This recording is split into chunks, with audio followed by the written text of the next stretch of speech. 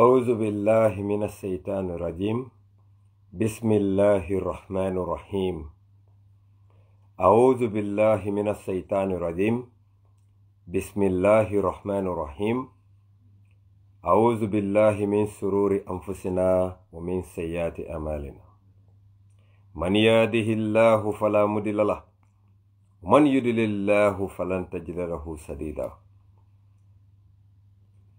بسم الله الذي لا يضر معها اسمه شيء في الأرض ولا في السماء وهو السميع العليم بسم الله الذي لا يضر معها اسمه شيء في الأرض ولا في السماء وهو السميع العليم بسم الله الذي لا يضر معها اسمه شيء في الأرض ولا في السماء وهو السميع العليم ربي اشرح لي صدري ويسر لي أمري واحلل عقدة من لساني يفقهوا قولي بعد السلام عليكم ورحمة الله تعالى وبركاته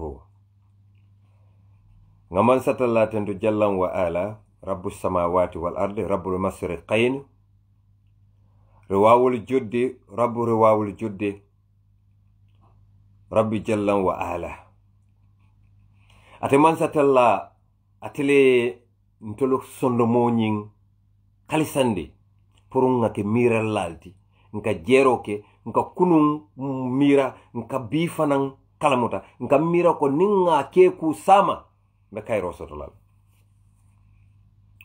murtanan ko te ke Gambia be kontom famata Facebook live la biring na oncle Banta menketa alhaji lamun ndambun dibati alama man satallay banko sumaya kan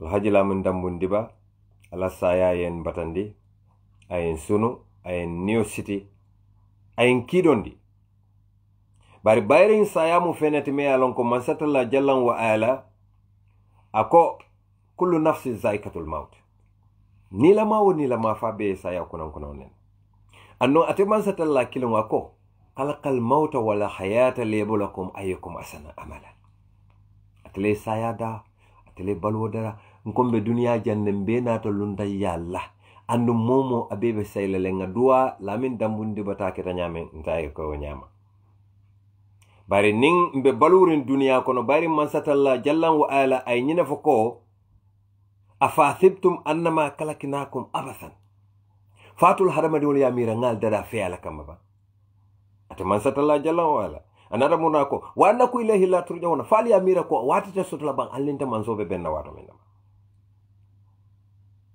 mbe dunia na bara o bara na keku o keku ni ngake ala lon ko maray ko le benno ma kiraman katibin iba safela doro andu wolbu ka mistake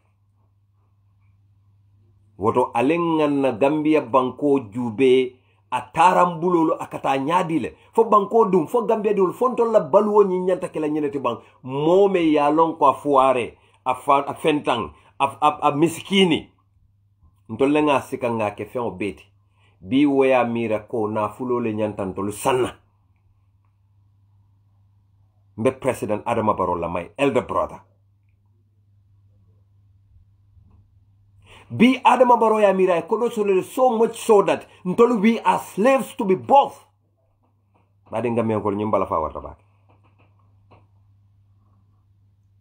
ndema Adama kon nka wo fole always andon hani papa Usain yalone I love Adama but Adama lost his way.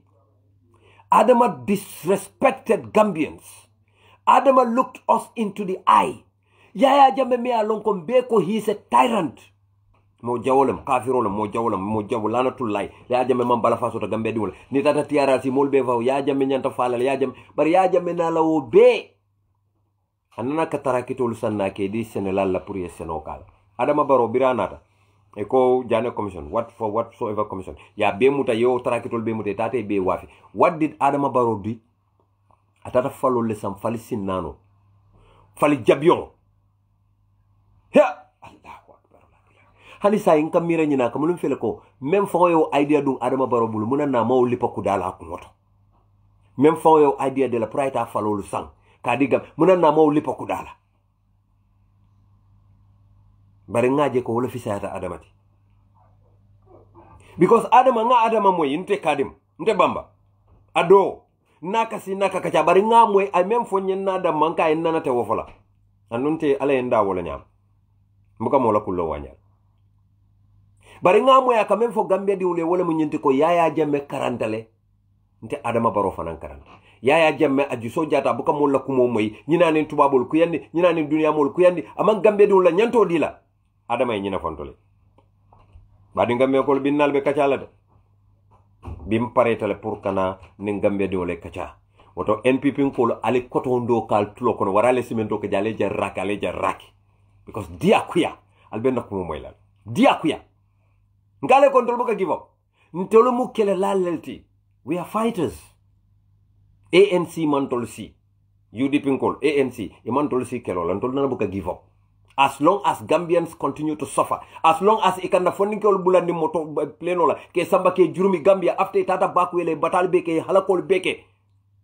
Adama Barrow nala man sakunda tata inen jaman kol sita yes signature dada nyo tema pour jaman kar kodo de Gambia man sakunda la kanda Gambia di molta ke deported ta halaki back into the Gambia itolte do ko dile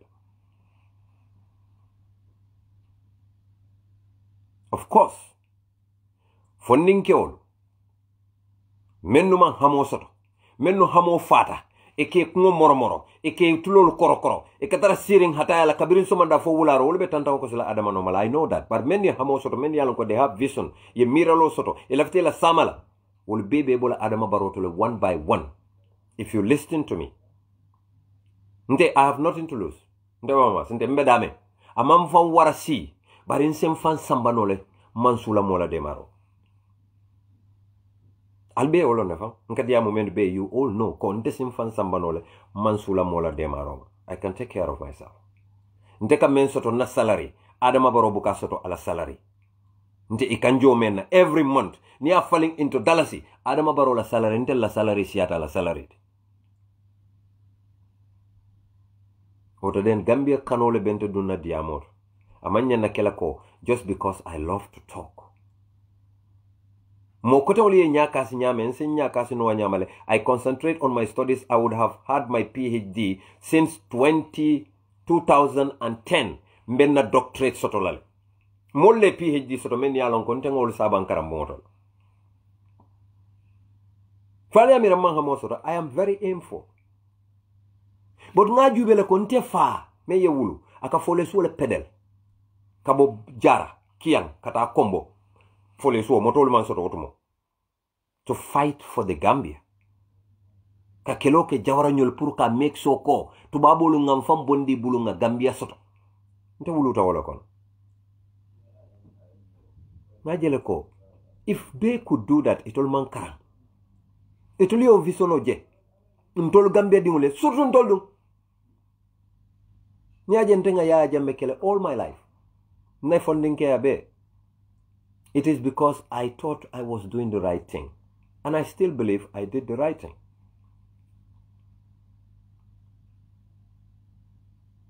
Gambia banko bi mbete momento Gambia is a very sad country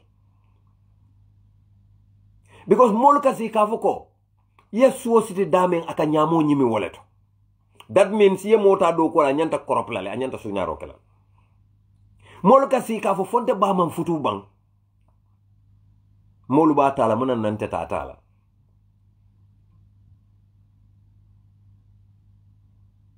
faman ya'mal miskala zarratin khayran yara wa man ya'mal miskala zarratin sarra yara wallahi billahi alazim ye fen fenta bankol na fulo amanke tati ya tapale ya yomal kiyama janni malaikol be parele bala iba sayndila itande molle tam mo be dendam fengo ni ata iba sayndila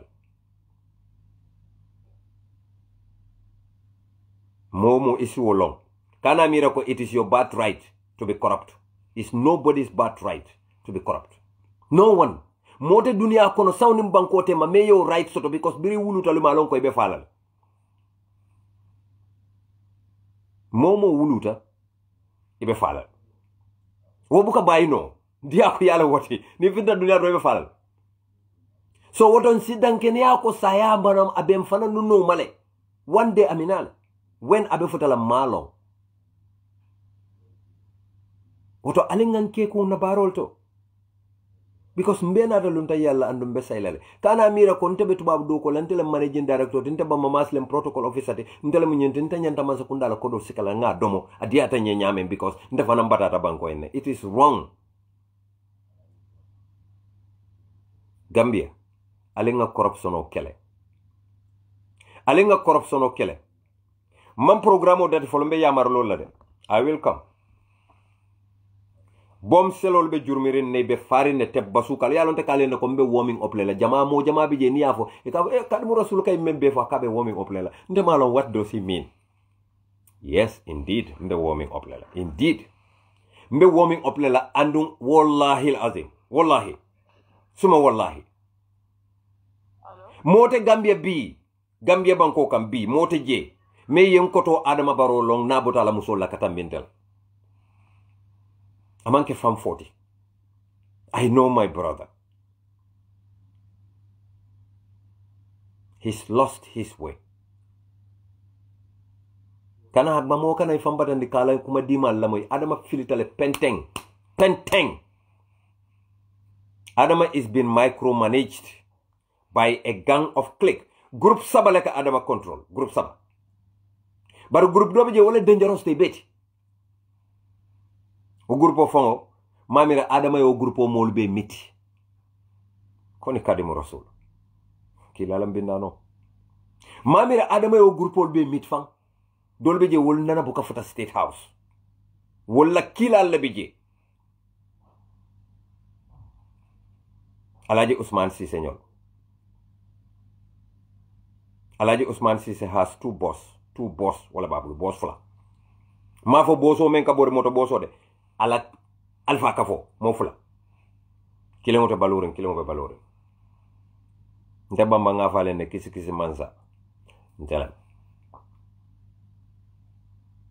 Gambia be tembo men do bi. Hani yaya jame membe Equatorial Guinea. Aya lon ne ko modul fon li yate fon jana jam fale ate fonam fon. Some people. Our country is a very funny nation. Ite Gambia lon andumbe men folali hanato menu kan jube. I don't trust no one. I trust only me. Gambia no dangerous tabakele. The one you trust, make sure you don't sleep with both eyes closed. He can stab you on the back at any given opportunity. Nte malon fo Iblis ala headquarter lon to la banko kamba. Malon. Because ye molu menu je tip fe ilata men lante modol be nasuma puntum pandam bi wolunte ma wolu sute any longer. Abe manke fente fonyi. I will be coming to give names. Maybe na program or labandula dombe mol told dile many alongo e dingol fonlu. Each of their children has got more than 4 million in accounts at the GAIB bank. Konika de Morasul. Evil has taken over our country. As Adama Barrow is in Kiang, ako aladoko ay berole laje kurang le be Kiang, kurang le dunta Kiang, kurang danta kenebale. Amandung konot. Bari wo fanam be mu yiru waleti. Bari ntolte Adama Barrow tentu lade. Hani. Kiang ko la namo ikawole soto fo kombo ko mene ko ran soto wala visata Kiang. Kiang has a right to have electricity. But it all will politicize in the sense that what politicize says sono of that kurango menga law. That was what ya Jamaica the same thing neke. Mbadi Gambian kolo. Ninko yaya ma keku.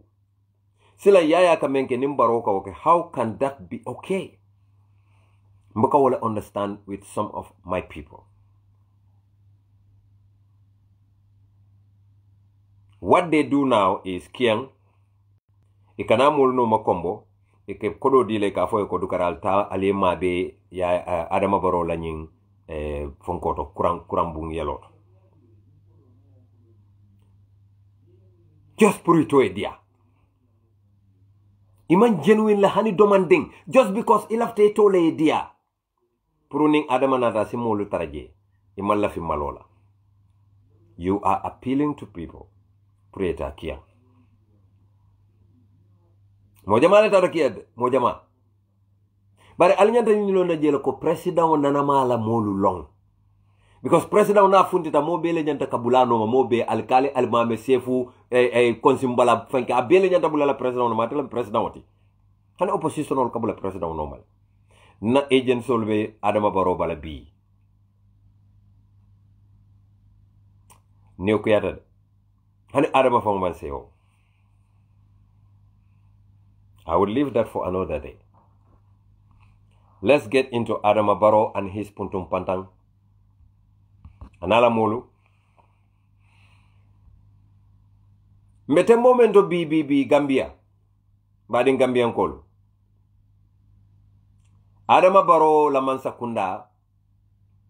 Iko itoli lafta tiyo le santia sang le datila next month. Tia sang. Atodong ikafanya di tia peso, tia katio pesa.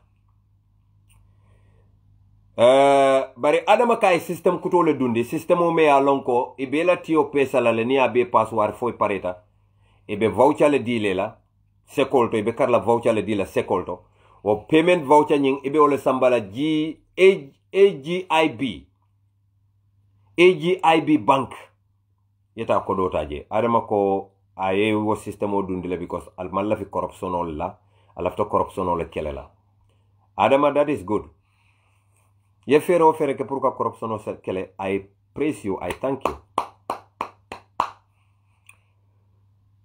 I will talk about the MPs, of course. I will. But let me finish this muddy one. Adama ko GAIB bank me alongo ika close 4 o'clock le ning keba ba kato na la tia botol tata sekor aya pesa yetiol be pesa e be password e be murundu boto ko ne tata la baskilo kan santo ayna bula moto la kakata jara somale waranto akata kerwan le waranto akata janjamburele anyanta tala GAIB bank le akata kodo le kamaje wo fana yeta rangoto jannabe o kodo fana fonsoto la badi ngolo andu wo fana bente de mbadi Gambian kolo iko tiola tono ilafta sana $20,700 $20,700. Can you imagine? Itolibita o tio tono wafila kodo menna ni afalen Gambia kodola abe kanya na $48,650. Itoluba sanna na senelalo ma meni ya binde ya doku ya ayaba. Oh God.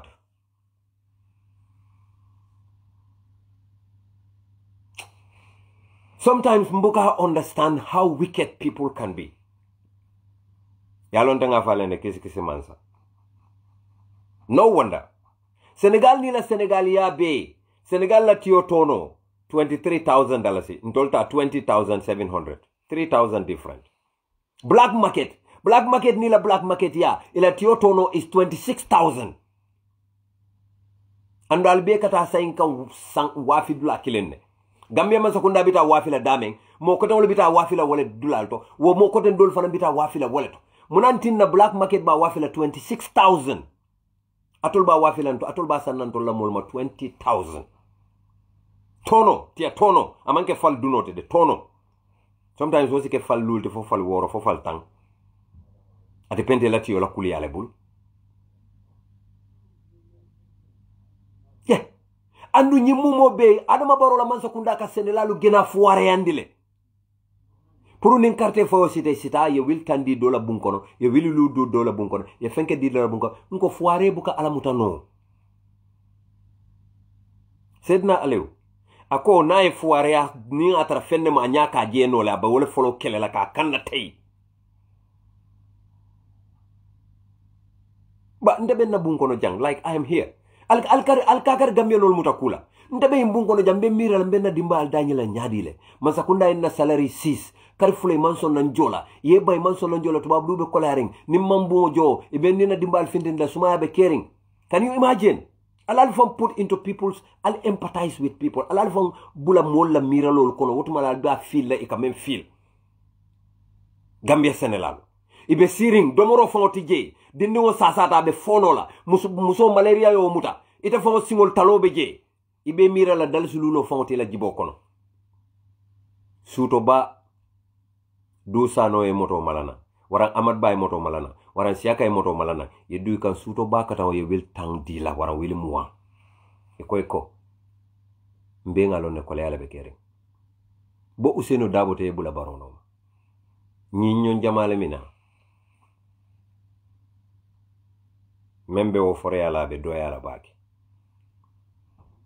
Let us be honest. Yalo politiko niko ba kela nene rota buka tano. Let us be honest with our poor farmers. Of course, italo na ko nyimmen kay sambande nan akan sunyale na be dendam fe ka wala dinna. Now, ate wala nola. Because abe bataren at that time akame mira wala mo ndeni nko nin kundi mo mola janni ba fala ko ko teta yiri rinde ko na boro diala ni boro diala be akawole ni that's what they need. That is what they need. Of course, jannim fama bajela ko. Senelal bajela ko UDP le mina wala bentola nyajo fitala UDP man na follow. Bi ala mudinne obe sasaring obe fono la. Nyindon corona yo muta, nyindon fusuba yo muta, nyindon anyabe wulering Apollo le bala. Come on. They would buy them. It's the most difficult thing for a poor man to be Forea for a poor man is the most difficult thing.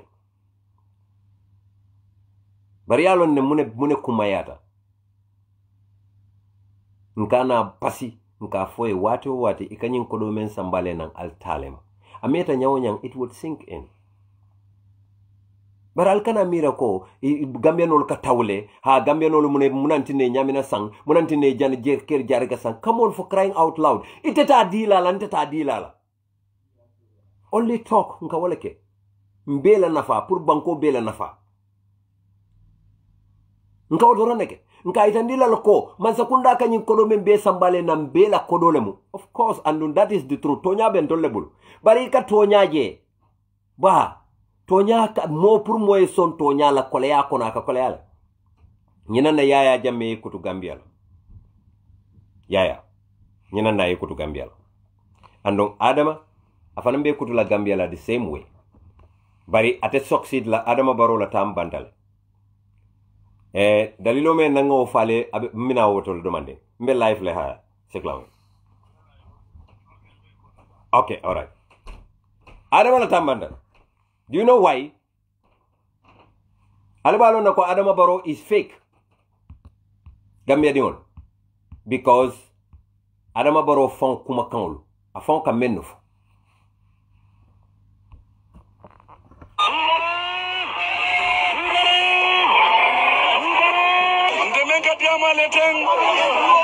Ndemu UDP nkolati Usenu Dabo wala mfamati ya Usenu Dabo muta kurka na parti ofa dari ite na parti ofa nola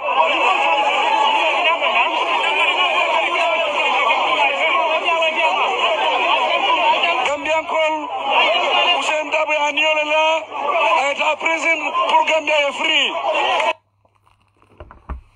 Albe mkoto mwele akoe Usenu Dabo muta puri yen na patio fa pariten na patio fa nola mkoto your brother Bamamas is reminding you ko na patio United Democratic Party tafano yalo ya jame mafano iko ni fa fata iman kuno to bari ni fala korda teta umula bafutu balial iteliaf ndama fa andun ni bebe wuluta o kordala kono mbe kuluta o kordala kono ngoto Adama ma ila audio men bembula tambita siakundale iko Usenu Dabo wole mu fati ya muta purka na patio fa bariten na patio fa nola and you are very right yalo nga foyenne ndenga men foy mulu nyalan si wosa inkan no ko biri ko ntenga nanga kafali man ko Mr. President buka bo UDP andu mokane bondi UDP. I told you. Ni hakilo bakang at State House. Nko imbuka bo UDP mokane bondi UDP. ni bota je ba regret la imam believe na I believe ta incumbency la e ka wala fo incumbency yes incumbency ye incumbent le bondi ya jame was incumbent but ya incumbent le ya yele mandi ya ke refugee so what makes you believe ko itete bondi no la je despite ka fo ko le bembulu Jack Chinese so menka kodo dila molle bala audio nyinin kanye inshallah iba sendi la mata mela bak bari wobe man wori de Gambian kolu yalo mune wori social welfare Gambia la social welfare Adama Barrow e wolle bondi ibes damen Banjul ke samba Abubakar Jawara la bunjango to pour woli yeta o dua mansakunda kar kodo jo Abubakar Jawara while I bondi damen woto mo mansakunda fon talent Malon fonka men fo fal ka moy ba social welfare Adama Barrow e bondi ila office dame alon ko ite bututo jola je ke samba Abubakar Jawara aterima wala bunjango to pour ka imam kunje fan o bunjango fon imam kundi yet they are paying hundreds of thousands of dollars just pour ka Abubakar Jawara satisfy. What is wrong with my brother? Has he gone insane? Has Adama gone mental? Has his hypothalamus destroyed? Gambia. Mbadingolo. Wato do be fonka sarle ba monanka sarle ba because sometimes mbuka bakalama Adama can brain le do I does my head. Sometimes ne ko do fonka fo no ni na agent le fonka no al ka kan la ko to mate okela. Billahi. Wallahi mantra chano ni ko modol fo ngafo no come on ifana Adama te okela ko nyem ko doma ngam mem fo ya kisi that's exactly what he did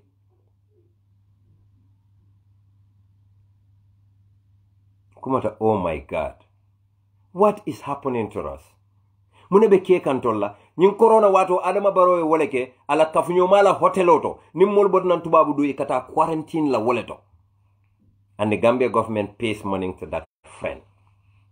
So Akamda Adama has come to enrich his friends, forgetting poor farmers meni alonko, senelalu meni alonko, wolelu batatate Adama Barrow. And uko gilimbe ofala gameno ala stop alika ninzolu di president wala. For what?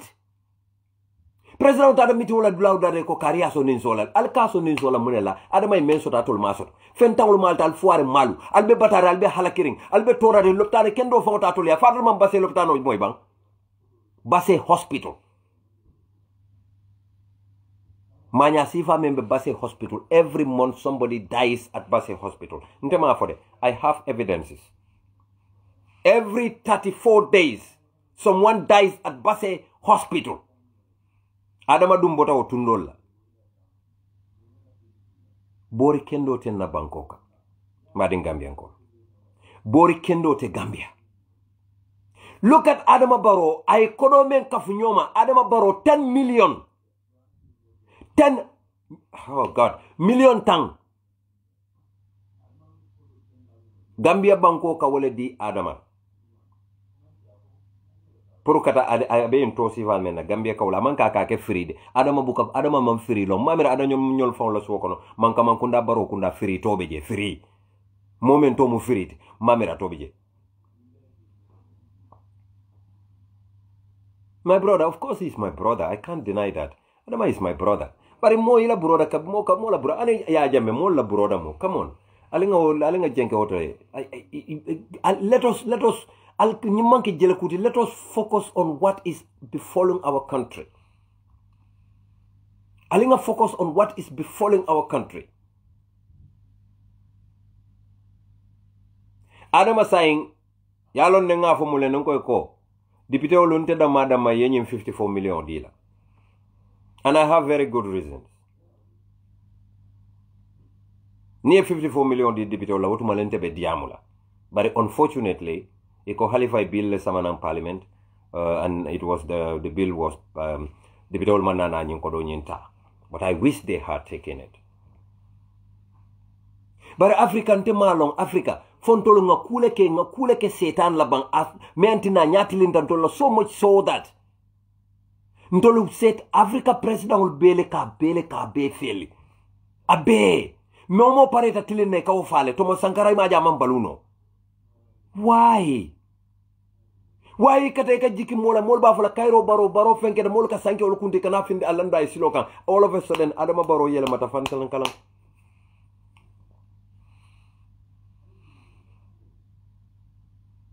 Sanga moy Bakari Baji ye menke minister ti kunun minister moto membe Hadraman Sidibe Bulu fo Hadraman Sidibe fo habbe fenke dramelen fo minto ma you former youth and sport minister atemal la wala he wants a new car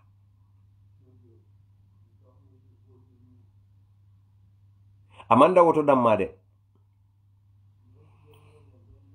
na speaker Mariama Jack Denton also lafta moto kuto la $8 million moto kuto he Gambia I'll cannot give up there because ninga info mo jama ka discourage like, please be like me nte nana buka discourage nte mu kila lambinda nolte kila nana mampisali fay misil me alondi oto ima niya feel ko hubul watano minal iman kana pisali you are on the right course you are on the right track fighting for your country is godliness al kana mo kana give up wala mo kana give up wala bari na banko kata nyamen Gambia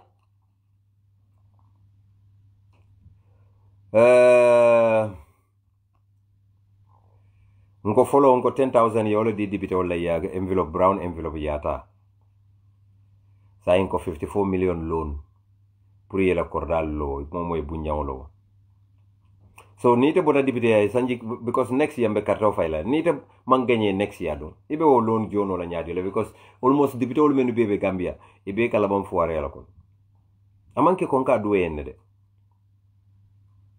ibe kala bam foire la kon so sila ite bo jono la nyaadile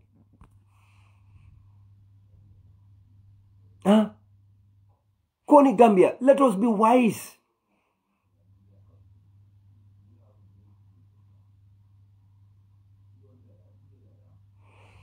But in Gambia government, under the leadership of Adama Barrow,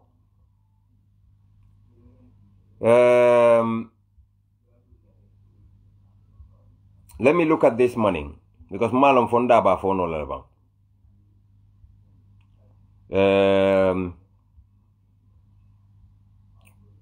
So far, eko President Barrow kana musol lelu sembentu ya. Itata Gambia bankolu kan tundol to every tundol hanin to la jarbaro kunde itata jele itata pakali ba itata bureng itata odlal bero katafo base. Do you know how much these people collected?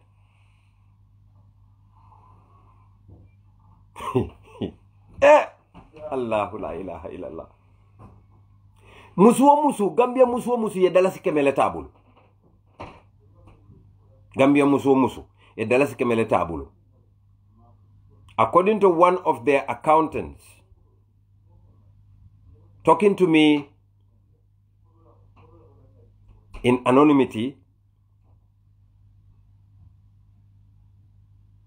$17 million has been collected so far, or more. Million tang aning warawla. Yoleta Gambia musolbul. Nimfani alamu you come and challenge me. Atol meni kodo collect.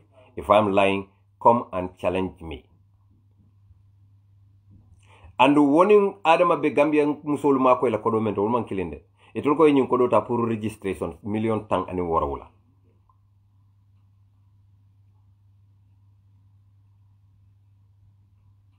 Badin Gambia call. Gambia, no wonder. One of you was sent to Guinea-Bissau. Adama Barrow e company me le Guinea Bissau aye atol kono kilin ne kije. There is someone called Lamin Dabo. APR Sinkaba Barbi NPP Nkabalem. $4 million. 4 million. Anumbadi woda mamankede. Woda mantede. Nyim 4 million of beta ta Morialla. And according to my source, nyim Moria Adama Barrow tata menna wala mu nyinte ka fero be kata isaje Gambian kolu sibula noma koy bulata yaya jamme noma nyame barimbe Gambia parliamentarian olu tentu lambe jayila pour ka Gambia la budgeto 22 billion katala 1.6 billion. Because nyinjulo men be kadun Gambia kungolanto lemina jola. Gambia la poverty rate. Gambia la poverty rate B is at 63%. 63%. Keme o keme. Taworon in Saba. Every keme taworon in Saba. Bari lafta purukai aitandala ko Ministry of Trade nyang Abubakar Jawara kinode Ministry of Trade iko itolu molu ka mem foka foko $700 million si food stop contract ye mendi Abubakar Jawara la bari musola $700 million si malon Gambia ngolo ngonde malon 4 million fo akadoya le finya ko toba $700 million yadi Abubakar la sistala Fatumata Jawara bimbe tembo mento gas group atele mu Barrow la financiati Barrow bita meeting la dawda atele marta jiola atele ka jio sang Gambia Ministry of Trade Permanent Secretary ako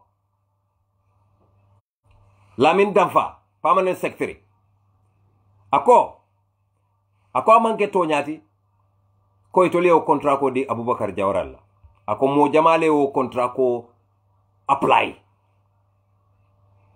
but they gave the contract exclusively to Fatumata Jawara because she has a small business and is a small business player. Ako wo contract ko nying musolel tamu. That is why Birim Fatumata apply as a woman ayo contract ko nying win.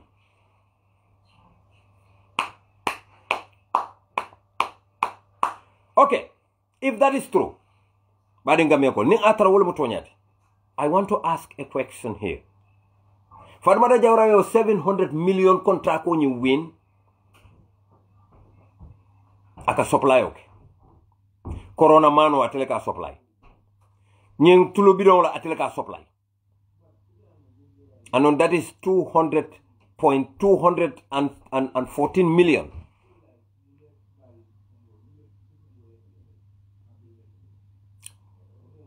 $90 million. $90 million.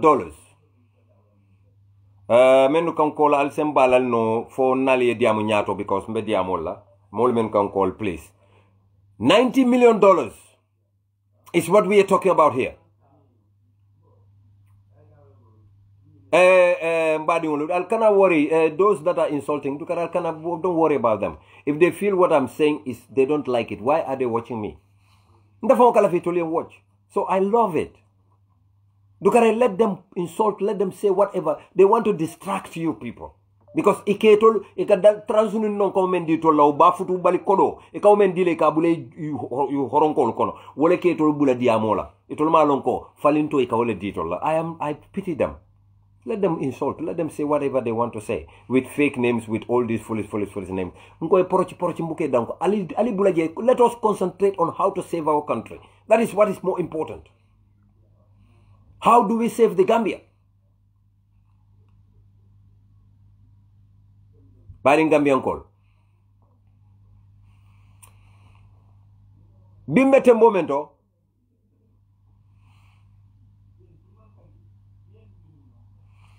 Adama Barrow. Menkala muso debe. Ali Adama lafta Adama Barrow ya for Gambiano le akawojo nyadile. The woman that the maleka fa nyadi beautician for hair maker and for what because ntemo yalla muso len kundara fonkol mom fe lonje. When Gambia lost Superintendent Hadi Sanyang, such a dedicated worker. Gambia lost Kumba Menkalo Saro. All those great men that sacrificed for our country and died poor have been neglected by the Gambia government. Tonya. It's very, very likely who'd go Gambia Mazakunda found like a corruption encourage with civil servants. Because Natra myself and more father or a retata, they give the person a good retiree package. Maybe that could encourage others. But that is not what is happening here. Mamburenjai Tata UK contract, UK farm. I will let her. Kejo millions of dollars. Puriye doko ke Gambia, leaving Gambian contractors to dry. Badin Gambian call. I would not talk about the NIA for now. I will come to that later.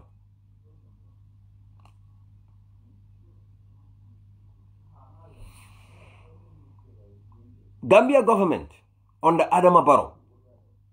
The amount of money yemeng iyamak purka Gunjur Stadium Olo. Eko contractolu ye pakle saita.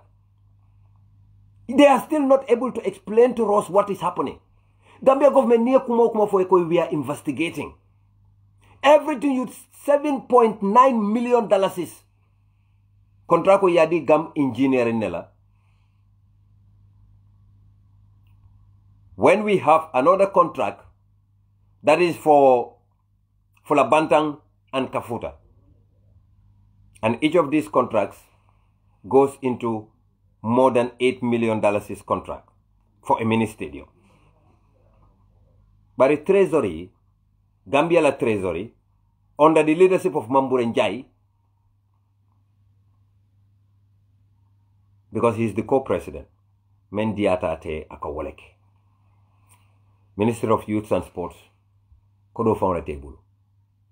Alinyininka, if I'm lying. Alinyininka, if I'm lying. Gunjur Mini Stadium, contract Tolu, they went back. Gambia Football Association tata Gunjur Football Grounds me karole kono. And doko nyinde tata June, July, August, September, October, November. And only $36,651,226. Nkame mfala ala tulo tunok model. $36,651,226. This is not small money, wo. Wala nadiamo that follow what on it and the four. What is wrong? Something is wrong in the Gambia. Billahi azim. Something is wrong. Because ni wante kodo men nanga mo kadung Gambia. Na fulumun ko men kadung Gambia. Bading Gambian kolo. Sometimes mbuka understand no what is wrong with us. Kodo nanga mo men kadung Gambia. And why? Why is it that ntolbuka development oje?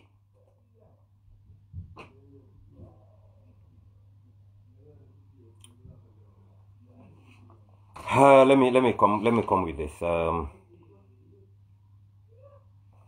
Gambia, badin Gambian kolo kule ben na banko dala de kule be na banko dala ntende no la fonga diamu because membe tama kan nimma wuli ngadiamu right now. A time would come, Gambia, we would be inviting another military coup, and it will be justified. Take this to the bank. Alafo bamba masle afo. Mbenga jele mune keta Gambia Tourism Board. I will come to that. But Adama Barrow kanyin kodol menu bi ay 6 million. 6 million. Adama Barrow e wole sika adi Ibrahima Sori Bala. Alal tulo tunna kumo don kay men for 6 million Adama Barrow e wole sika adi Ibrahima Sori Bala. Before I 500,000 a diala, during 3 years jotna be ila demonstration okela and do sano 500,000. This was what was given to the boys in Joshua to attack 3 years jotna. If you want, deny it and I'll give you names. No wonder. Police all hani kabi. Imang hani fang. Because they all know 3 years jotna are totally innocent. What they plan to do is ka 3 years jotna la kito nyin ka sounding for 2020 a bang. Just to waste their time. Because few of them, Mr. Jaju and Mr. Dabo, are their target. Yalonko will be Europe le. Ilafte is in the Gambia kila time or waste. They don't have a case. Take this to the bank. Case nyim pareta what they will throw it out. But they would only waste their time. What is wrong with Gambia? Munantina nimol ko be tonya fasala. Inita membeka tlimbali ya kelenu. Isa ite na yetara blato ko be nyatilinda tonya ka iko mba fala le baratente bondi la noto. Munana mo fingol kala fi wala. I don't understand it. Tell President Barrow to deny what I am saying. Ibrahima Soriba was given $6 million first. Before, he was given 500,000 for 3 years jotna. And not only alone, Ibrahima Soriba, Birila Boysoli Samba Talending police station. For yalla case nyimpus kata Birikama. Birikama police. Station officer. Ay Adama Barrow bari nimma kumandi. Akay ko problemo lo bejande. Adama Barrow kafunyo ma Ibrahima Soriba yolo samana jandu na ko findita Adama tobe ko yalla. Right? Am I right? Adama nata fo police ole o case nyim fa yeta tara state house. Boys all many wo samba police akoy ko alkana nyim kumo fo ko teke mbal compensate la.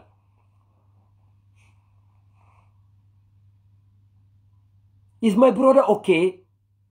For Adama Yamira Al-Quran mufayalati, but you swore to the Quran to defend the Constitution without fear or favor, ill will or affection. My brother. Al-Quran mage kucha hande billahi wallahi ta'ala Al-Quran akamo halaki billahi nyinanti na moja mabije ibuka faku ibuka saku ibuka siku ika halaki amanke 24 ka fo ibe fayala kalimatullah ala to manke fayara Jalla wala ato manke fea round momo ka fea ala le imalo ka fea men nte nimbe tilimbali akan mamoje dunia membe ndata kende no Al-Quran no mba fale mantara senel nte Al-Quran do takila Al-Quran te ku fe mati Al-Quran you don't joke with it Al-Quran you don't joke with it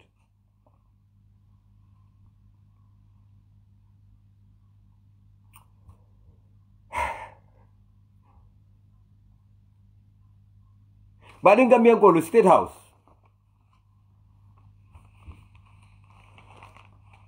Ibulata wandi muso noma ete.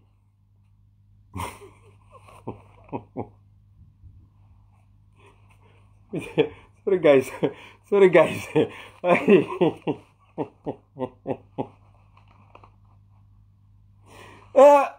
No, Gambia, we are dollar country is a joke. Billahi, this is not a laughing matter.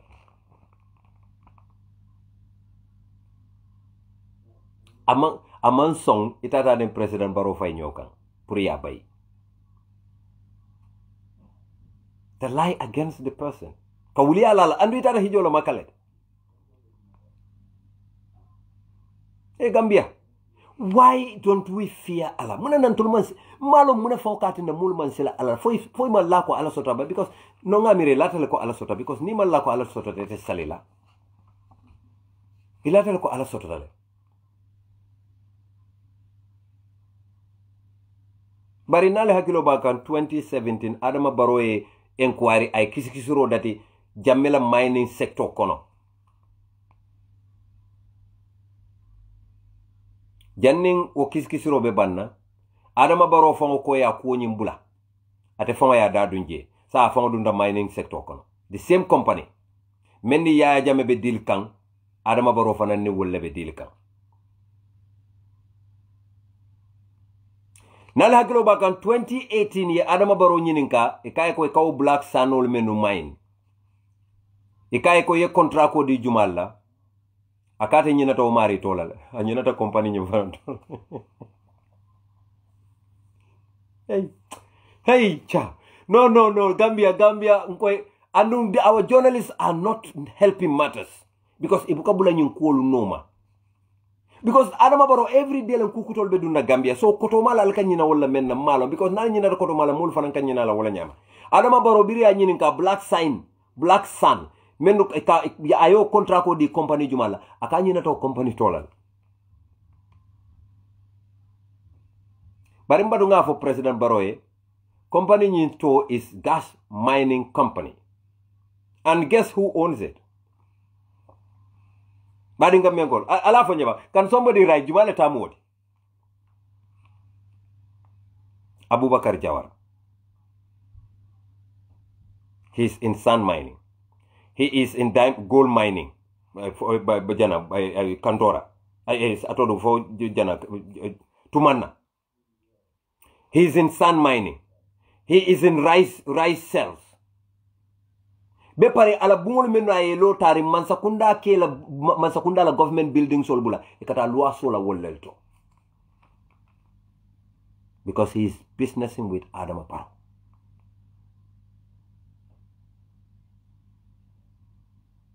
Anonyin gas mining company Minister of Environment Mark Leafan foka tax fang jo man sayale bang malo. I don't even know. Because nobody is checking anybody anymore.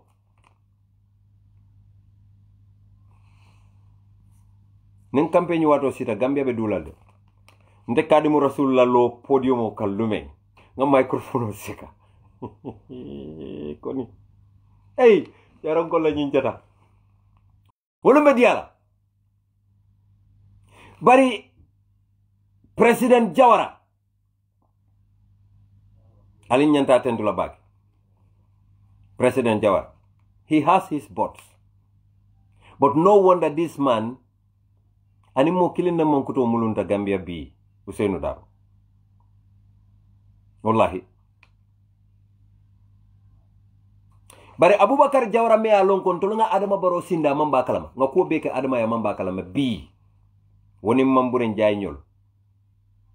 Walantina Samsar na buka be nyaaw Samsar anala ko be aka ko do be fo Sheikh Omar Faining Mamburen Jaining Mamadou Tangarama. I agree with him wholeheartedly. Wallahi abuka kangolela yalo momen mandali tonya fala nay kumo fo mol buka lala wala na samla ko ko ya da sambu da butu keso buka tonya bari some of the things hani Ibu Jallo some of the things aka fo they are true hani panere mbay bari Gambia banko kambi mbadi Gambia ko ning Aliya Jube na banko bibi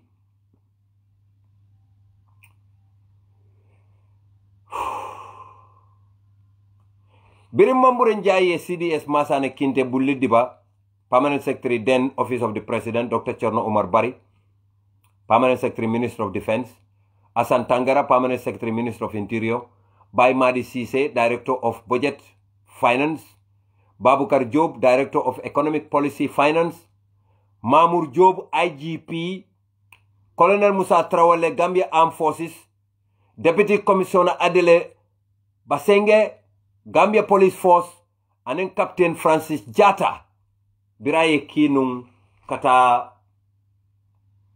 Nyimbanko Todum Fang, Spain. Ila padio, ila hotel, ila ticket, everything. Gambia Ministry of Finance lea be finance. Because Mamburenjai, ayalon neko, ala kafunyoma, aterima, adokunyo, anim menna kool benyo bulu, meng mo Sheikh Njaiti, atenyanta kodo men sotola o kontra koto, wotata kanyang 1.6 billion 7888. 1.67888.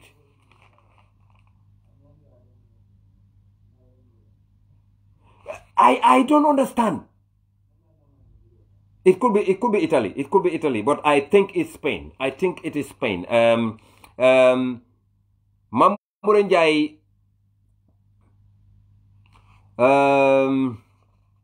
I believe it is Spain. Let me double check that. Okay. Yes, it is. The trip was in Spain. In fact, that money has been paid. Kodoni Jordan. But in Gambia, I sometimes don't understand.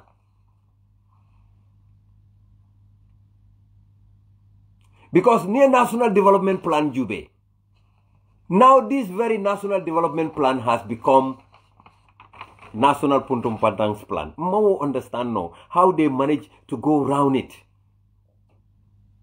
Something that was the brainchild of the whole coalition government. Being delegation of Tata Brussels for negotiations, they did a fantastic job. Adama Barrow aid settlement Tata for Kanyam 56 million euros. 25 to 30 million 2017. Andun wo dontoro me yenjola nte fenjola for 4 months. ADB a 7 million euros dealer, wafanang all was negotiated. Bari Adama Barrow biranga ayo kodo beso ay mamburenjay le samanang. Ay mamburenjay le samanang. Hey, Jack, so you left 1.8 out. I said 1.67888, 888. All right. Ay mamburenjay le samanang. Puru aya makoy wok 35 million no nyimbe abe domola nyame. Ba. Guy Construction was paid 400 million. No fole na last diamoto. I would not go into that. Hadim Gayla 400 million onyi. Ntedu na wokono. Kodo ming $160 million.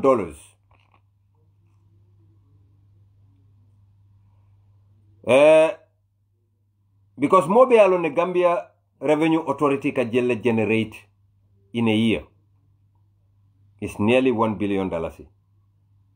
Gambia Revenue Authority. Eka kodo men kafunyoma in a year is already $1 billion, nearly. But out of that, 50 million woka yemanne. Denna be fotala treasury. Don't ask me how. Adama Barrow has allowed Mamburenjai, a certified criminal. Me alongo yaja me fero bele kata yaja me lefta Mamburenjai kala filano. Alama alakana succeed because ntama lafi mo fala mo fa kula yatina ntama lafi yaja mela. Bari Mamburenjai akanata woto. Nde memfon kande jahali. Mamburenjai nyol Jim Drame nyol ni and their co-criminals. Wolu ibota nyim yaja mela imfonko be kono ikumo kanata imang fenkara. They learn nothing. They are even more wicked now than yesterday. je Abubakar Jawara nin Gambiankol ko bi Abubakar Jawara me Chinese all dupe Chinese all yalo Adama Barrow ko kana tomato factory le lo Gambia nale hakilo baka Abubakar Jawara nin Chinese all le lafto tomato factory bari Chinese are paying back yalo Chinese all le muneke ñing jack membe Banjul teng me alon ko every 2 weeks akata China kana he was part of that group Adama Barrow malo bari ila ye julburu fa pour yow dulal ta ni mambure njaay julburu la keno pour yow ta ye jeke White House c'est la compagnie ni lo woto tomato factory tell me if I'm lying. This Mambure Njai and Abubakar Jawara, they failed woefully with the Julburu stuff because tourism, without Julburu, they will not come here. Ibita Senegal, Ibita Julburu Sanna world.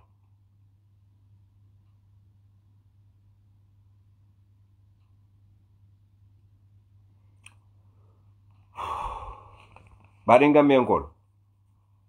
Mbukala fi tofo la barimbe nying soja rol tofo la le mbal hakilo bulandi la kudo la mentambita because nkan tariya nyina la sojaro menni amanke sojaro fo police le fo paral fo whatsoever but momo e to moy balon nale menni solo sandem muta ndogo njay Fatoumata Jawara Mamadou Ngom ay kafu bayo nyolo officer Keba M Diallo Sirifo Cissé Mamadou Lamine Badji and Pate Balde will none appear before any commission. Malong, why? I still ask this question. For Amantara TRR sila mandate kotobang, I don't know. Solo sande nyo lako. For Amantara ila mandate kotobang malong. And yet, they've never been even cautioned. Inaname nyininka. But afanya fanani nyininka, what use does it have? At the end of the day, Adama Barrow does no longer care whether the victims die or live. He doesn't. Anamala dime dundi kunna. He doesn't care. Mtamala fake life, I don't like it.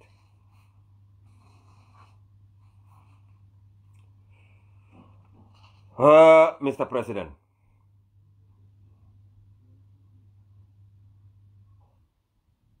No wonder Kine Job supports you. No wonder. Nananga programo doke jang. A lady called me from Germany.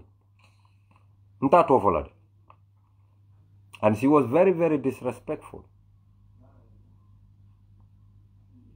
Iman telong, you don't know me. Imam balong, imam falong ka aha ka nge balon nge falong. Nde fato dum bato dum ngai fato mu karlet. Ibama fananto mu karlet. Ifama be sire nyindula karlet. Okay. Yam falo ne mbamalon bari kamem fo man ketonya. Guy, I love you. Do you want me to say everything I know? Akonye no, honey.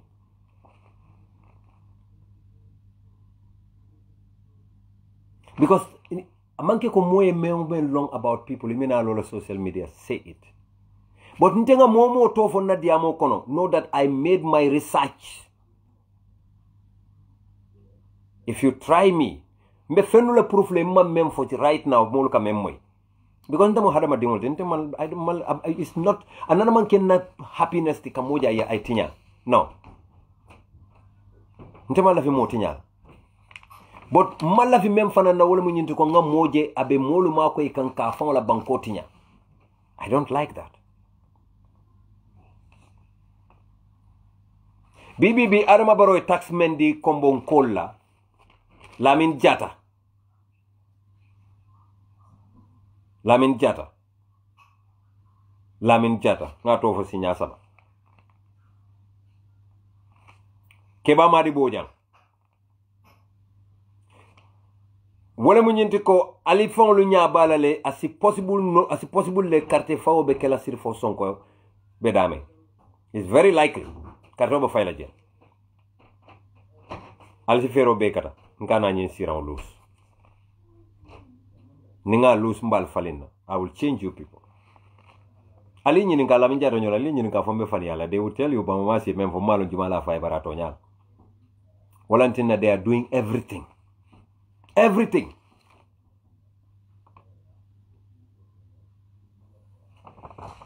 I'm not going to talk about that. But Gambia,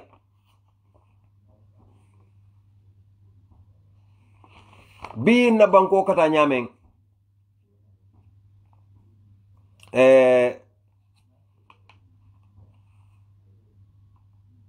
akoni kuya warta bake. Akoni kuya warta bakele because after Nyaminala election, these people, they went and met with Adama Barrow.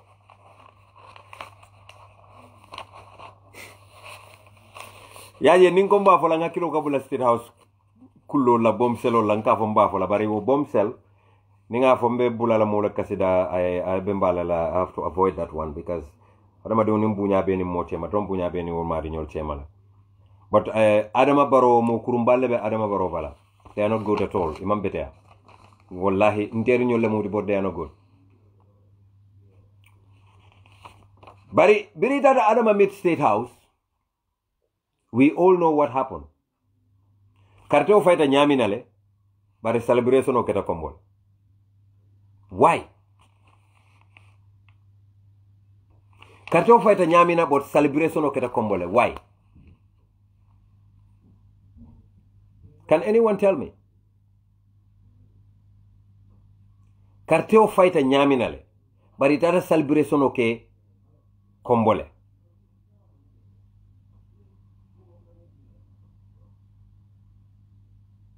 But Mr. President, let me just tell you that the Gambia judiciary, ako balafa warta bakele kafo Gambia judiciary molbe do ko la Gambia meni alonko ila salary man $1,000 cc. Gambia ko malam fonka mem fo faka dum modol tulo kono bang. Gambia modol be do ko la je they are civil servants ila salary man $1,000 cc. Less than 20 pounds.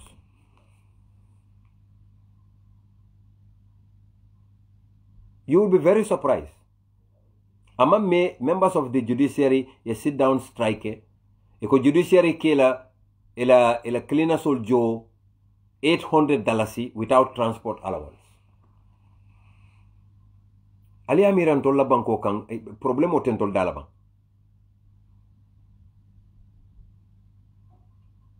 Ali amiran na banko kang problemo tentol dalabang.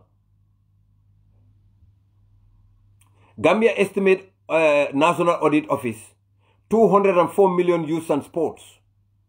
204 million was allocated for youth and sports.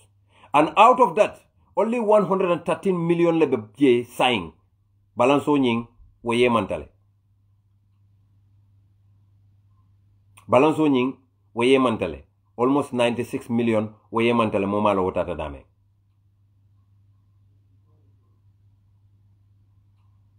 Bari wobe Adama Barrow nala mansakunda itolu padiomo da madama 300 million.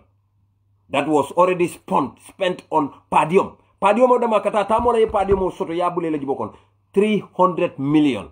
Padium alone. Woman kanyande Adama Barrow nala mambure njay e koy tol tata Angleterre company doleta yoljo $175 million for consultancy fees.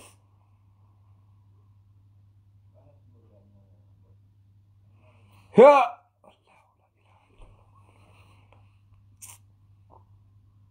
In Yaya Jammeh's 22 years of monster wickedness, more far, more kanate, more seno, more kililipo in Kobe, he didn't do that.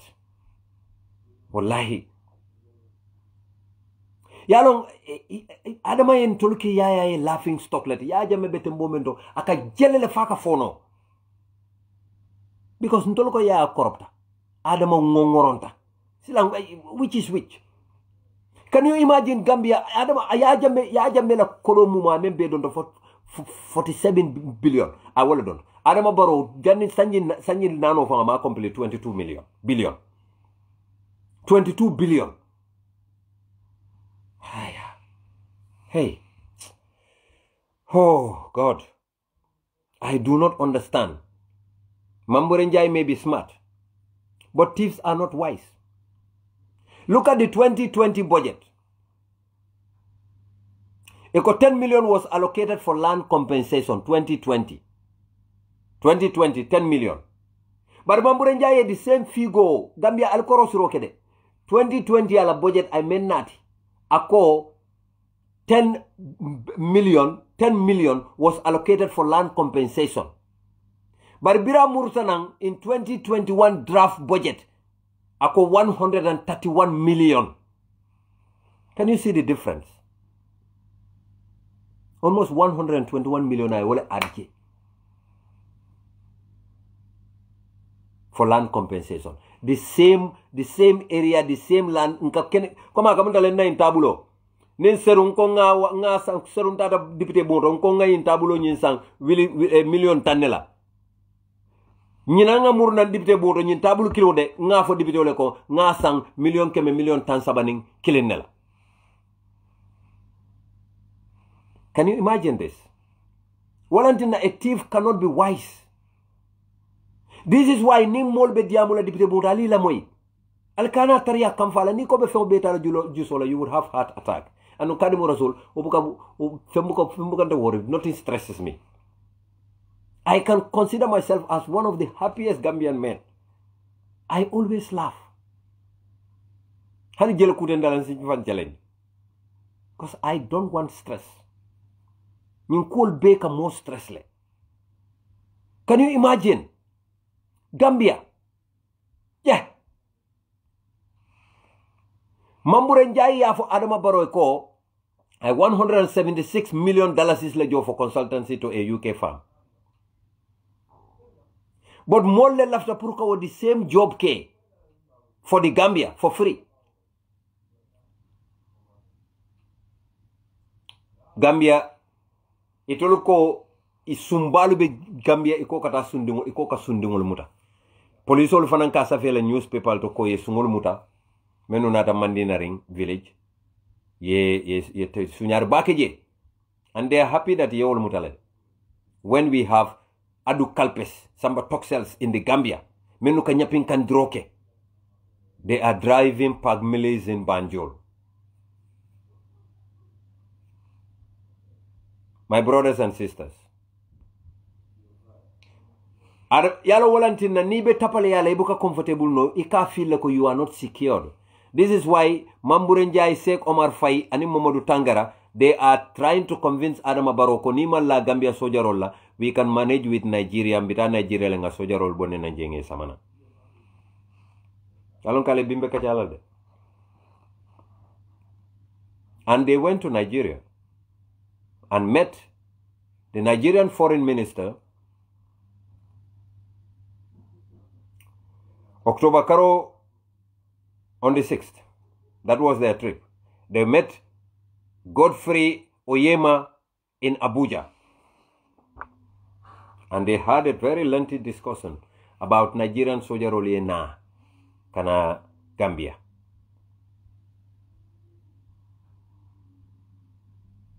Allah Akbar. Even na fonni ke olu deport like every day. Wobe kang wonikuya be kang Gambia funding keolu, they are dying. In their hundreds now. Tens one day, 100. Musukonomal world, they are dying. Almost 300 le bainde kansai. What did we do to deserve this? Why? Don't you people have a heart? Do you want to tell us that our children do have a future? In a country that is so stained with systematic corruption, so rampant that nobody cares anymore. Everybody wants to have a share of that cake of theft of our national coffers. My brothers and sisters, let us join hands. Let's put our difference behind us. Let's put our differences aside. Come together again and save the sinking Gambia. Please, I beg of you. Ngali dani. Alinga mbulo kafunyo man na difference alinga be momo entonye yamfutama. Let us all join hands again and save the Gambia. Adama be Gambia, Adama ka Gambia tuna ne faka singo tuwakang. Trust me on this. He has completely lost his mind. Je, ite nyabala luolu fo Adama buka nyunu moy bamalo. lolu musol be fala andu buka fa fento fo ila muso ina e kafu ye kontani kon na muso kono bala le mbe dingol soto la le mendu ben ketala muso eta wulu muso e tuje dingo e tuje abe manke fenti for fucking clinical negligence, lack of amenities that we could easily buy if we stop stealing. Atol ta kela menu ba kele la molie alika ulu fanan deport nan kabonan tubabu duke sa indi Gambia.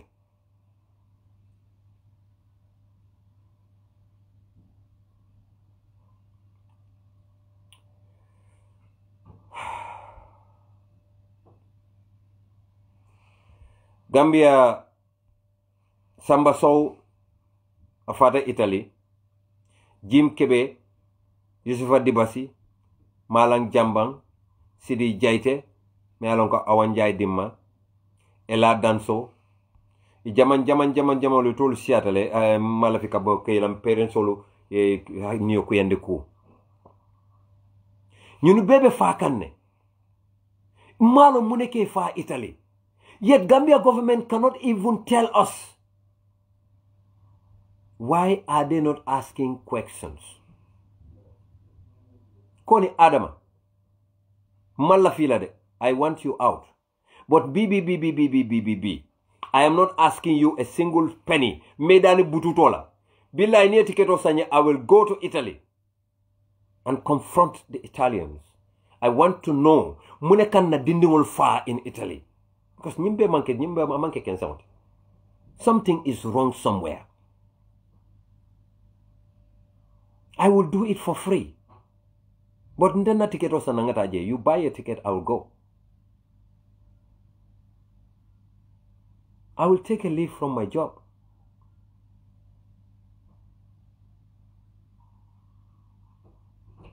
Because I feel Gambia dingolu many alonko ibulatani bala.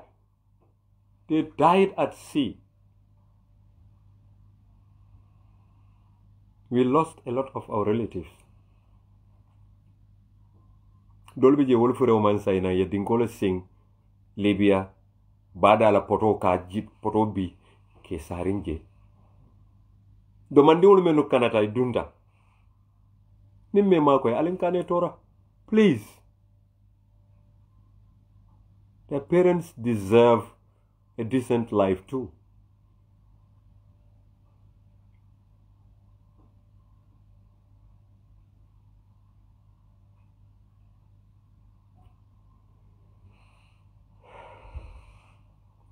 Just because Gambia government fear ko ite visa di la government official so la nali balanta puruka kaito sign kan na dingol sign the back home just because of going fatolum nanamanta Europe. All of you atol men be mu minister di each of you albe karaoke Europe jande all of you albe karanta jande jang sumala be jande there is nothing here. Nal tuta Gambia nothing would happen to you. But yet you would keep these people there. Eka yuron doma neul menu so de ka kila moli eka manol sang, eka borol sang. Because ni sasa ta tata loptanoto, ni la muso sasa ta tata loptanoto. Mansa kunda buka yellow fango di. Eka fwende go and buy your own blood. Only structure is there. No wonder our people die just like flies. Namoluka fako. Mr. President, my heart is heavy. You are in Kiang celebrating, but there is a woman who has a baby in her tummy lying in hospital dead.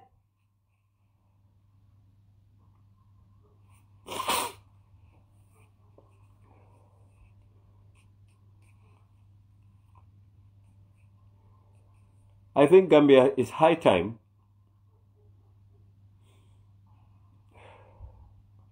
I'm not a bad person. I know on the Molbe Adama Barrow Noma, I can destroy them. I have it. I have what it takes to do that. Adama Barrow Fong, I have what it takes to destroy him. I do.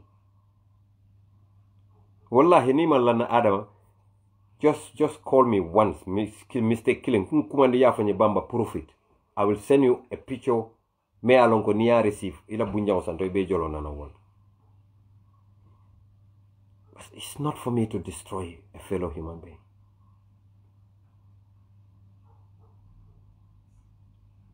I believe in Allah. And I believe in faith. I believe ko Allah. Atile dafion beda.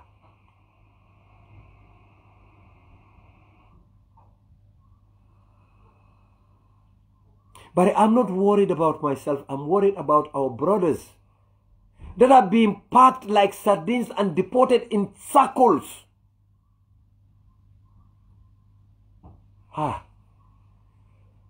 Dunia.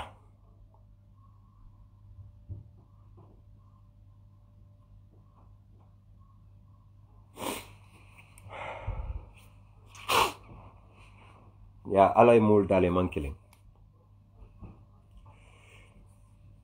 People are different. I didn't destroy Yaya Jammeh. He killed my brother. Allah destroyed him.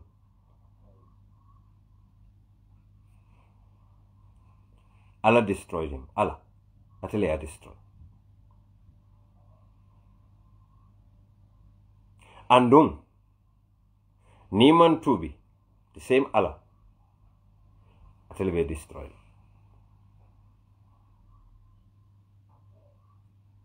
Yalonka modorje kafo bamba ete you are too soft with Adama Barrow. No, I am not too soft with Adama Barrow. And nunta buka Adama fango mane nefang. I am just exposing his selfishness to Gambians. That's what I do. But moluka me mira wala munyinte ko nyanta Adama Barrow exposed in a way that you people want. He is the president of the Gambia. That would not be exposing Adama Barrow, that would be exposing the Gambia as well. Remember, atole enkinung Indian tata diplomacy karan. I am not the same person. Militant me alonko otomo 2016 nyolu mbe sangarele mbe garawring, you know. Now it's no longer the same person. I know the TOR now. I know the terms of reference and I know the general orders. You know. But anyway, Adama yenju so yenni ko yandile ala be ni ko yandile inshallah. Yenni ko yandi bak. Bari lafta me yitandila Gambia dingola wala mu nyinti ko Adama Barrow na la man sakunda.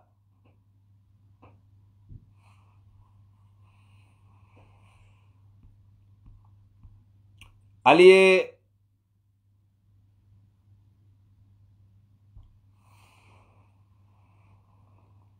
the director of Gaipa, Mr. Jallo, you met him and asked him that radio station of Dolbije, they are against your government. And you made mention of 3 radio stations. 3 radio stations. And these radio stations, you call them Mandinka radio stations. But one of the radio stations belongs to GB Jallo. That one is not a Mandinka radio station. I think Menuka Information Odila, they give you wrong information. And that's why GB Jallo was also called to talk to Lamin Sanyang and Lamin Jara. Yafo Pura Pura ndeka fo Gaipa Pura. La director Pura warning ke Su FM la and in DHK belonging to Yusuf Dabo. Keba Kamara and Yusuf Dabo of Keba Kamara of Capital FM and Yusuf Dabo of DHK. That these radio stations have to be cautioned or they be closed. Memem fola pura la director. If that is what you think, you must be from a big dream. We will take the law into our own hands. Mengeta 3 years jot na wote kila koteke. Adama banko kana banko lawlessness ndi. radio stations jannibe radio station olu sensola mobile company dum mobile company andum Gambia International Airport Banjul International Airport Adama Barrow je kuntu ay Gambia la airport o kuntu. Can you imagine airport on meno kata airport ay dula kuntu ya lonte man trabanyo num fele sire na bonkono ya ay dula kuntu ayadi Mohamed Ja pour ay essentielologie Gambia. What have we done to deserve this? All these things. Kuma ka umembeka jina nake mbuka understand nole. These are government properties. Why is Adama Barrow thinking that they belongs to him? Because atelemo president. Ya jame mira Adama ka the same thing mira. Sembo membende bulu wote ya jame bulu. Who gave you that power? Who gave you such? In fact, who told you that you have powers?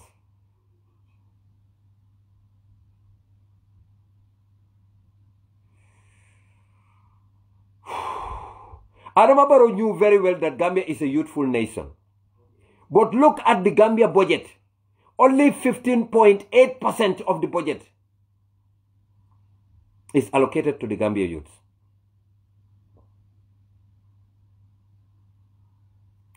Niajube, between the Minister of Youth and Sports, it's not even 15%. It's not 15%. It's 0.51% of the entire budget.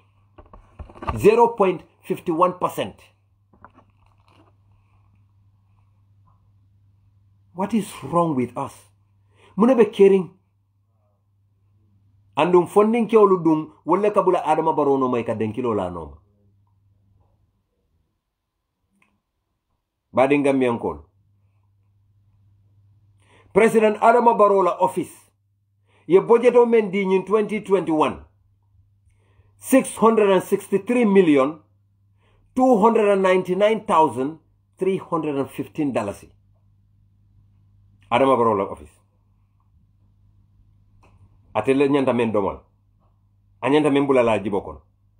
663,299,315. Mira Senola. Senome mu the backbone of the Gambia. Gambia baby jikrin Senomena. Do you know how much Adama Barrow gave for farming, agriculture? $402,753,336.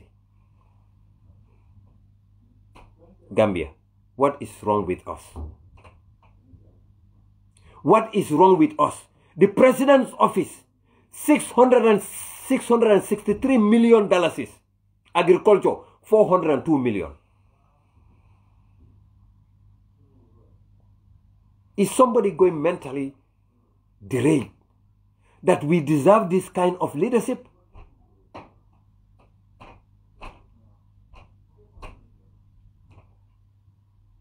And yet, Adama Barrow control ko akamendu the centralized system kuna is 1.99 billion. I will do what in fact what is centralized system? Ngale nembe bomsel ol fayla jan. After all ministries and departments have got their own budgets and pays their own utilities, fuel, rent, telephone, internet, etc., etc. All departments paid it. So what is $1.99 billion that is earmarked for centralized?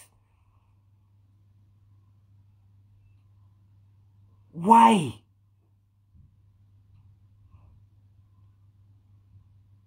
Che Gambia. When shall we have transparency, accountability, probity?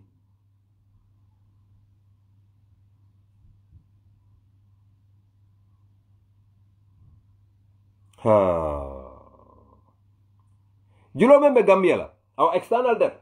Now, when you look at the the Abu Dhabi fund, 727,997,896. African Development Bank, 510,292,000. 284,274. Nigerian Trust Fund, 2,335,651,437.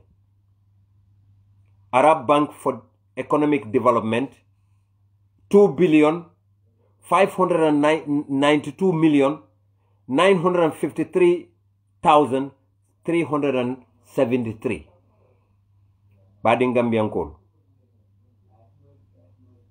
Badingambiankol. What is going on?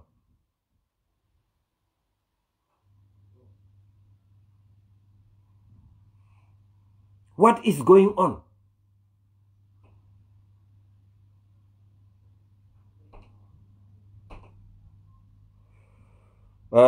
Can you guys let me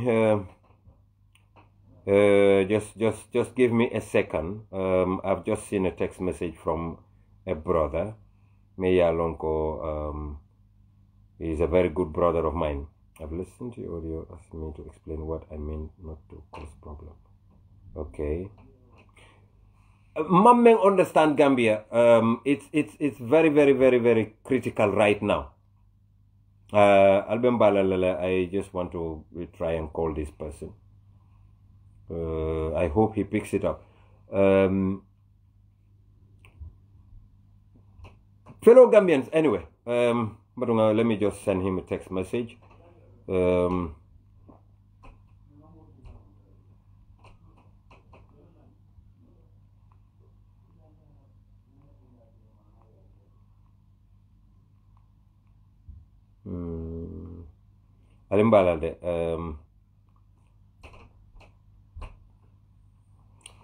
Okay. Okay. All right. So that was very important. But Gambia, may understand is our country. Ntoluko memmun na bankoti Gambia. Ntolbe ta momenti. Banque de Econ Social Venezuela.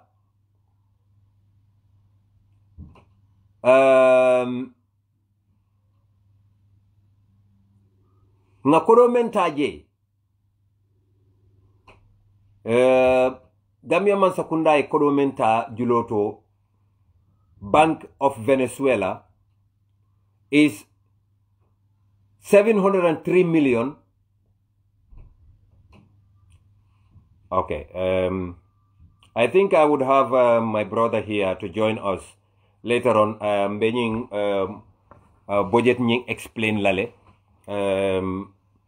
I ntato fola folo fonal fon li adiam kamwe. He's my brother ndo malem. Nde kukili nyaw nyang bari haniseno bandanani badi ya mobuko wo kuntuno. Alak fangmal la fi badi ya kuntu la mo kana badi ya kuntu. Nde kukili but badi ya obijen. But East Bank Giro Credit, Import-Export Bank of India, 2,282,114,442 Government of the Republic of Belgium, Kingdom of Belgium, 28 million rather. Yeah, Honorable.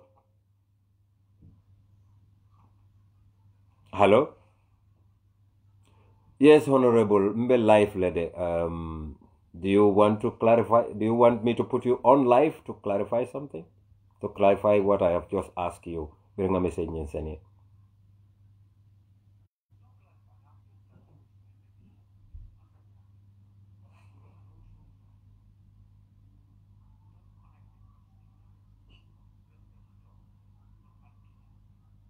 But why can't you just tell that to the Gambian people? Maybe I got it wrong. I ask you because you are my brother, but Gambian people deserve to know because you serve them. Do you see the difference?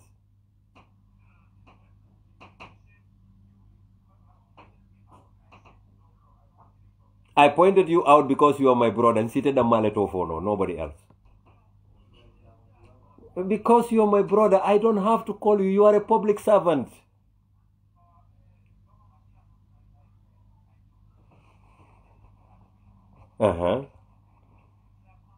I think so. I should think so.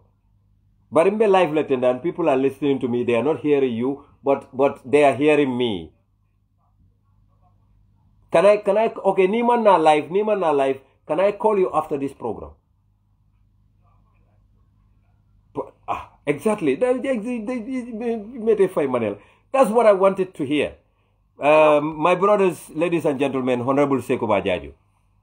Honorable, yes, I explaining about in detail as to what you clearly were talking about.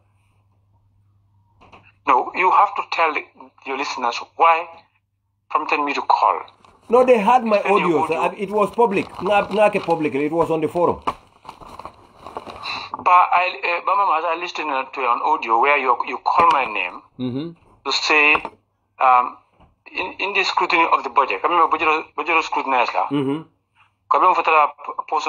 President meet the people's store. President going to the up country. In the draft, it is estimated $10 million.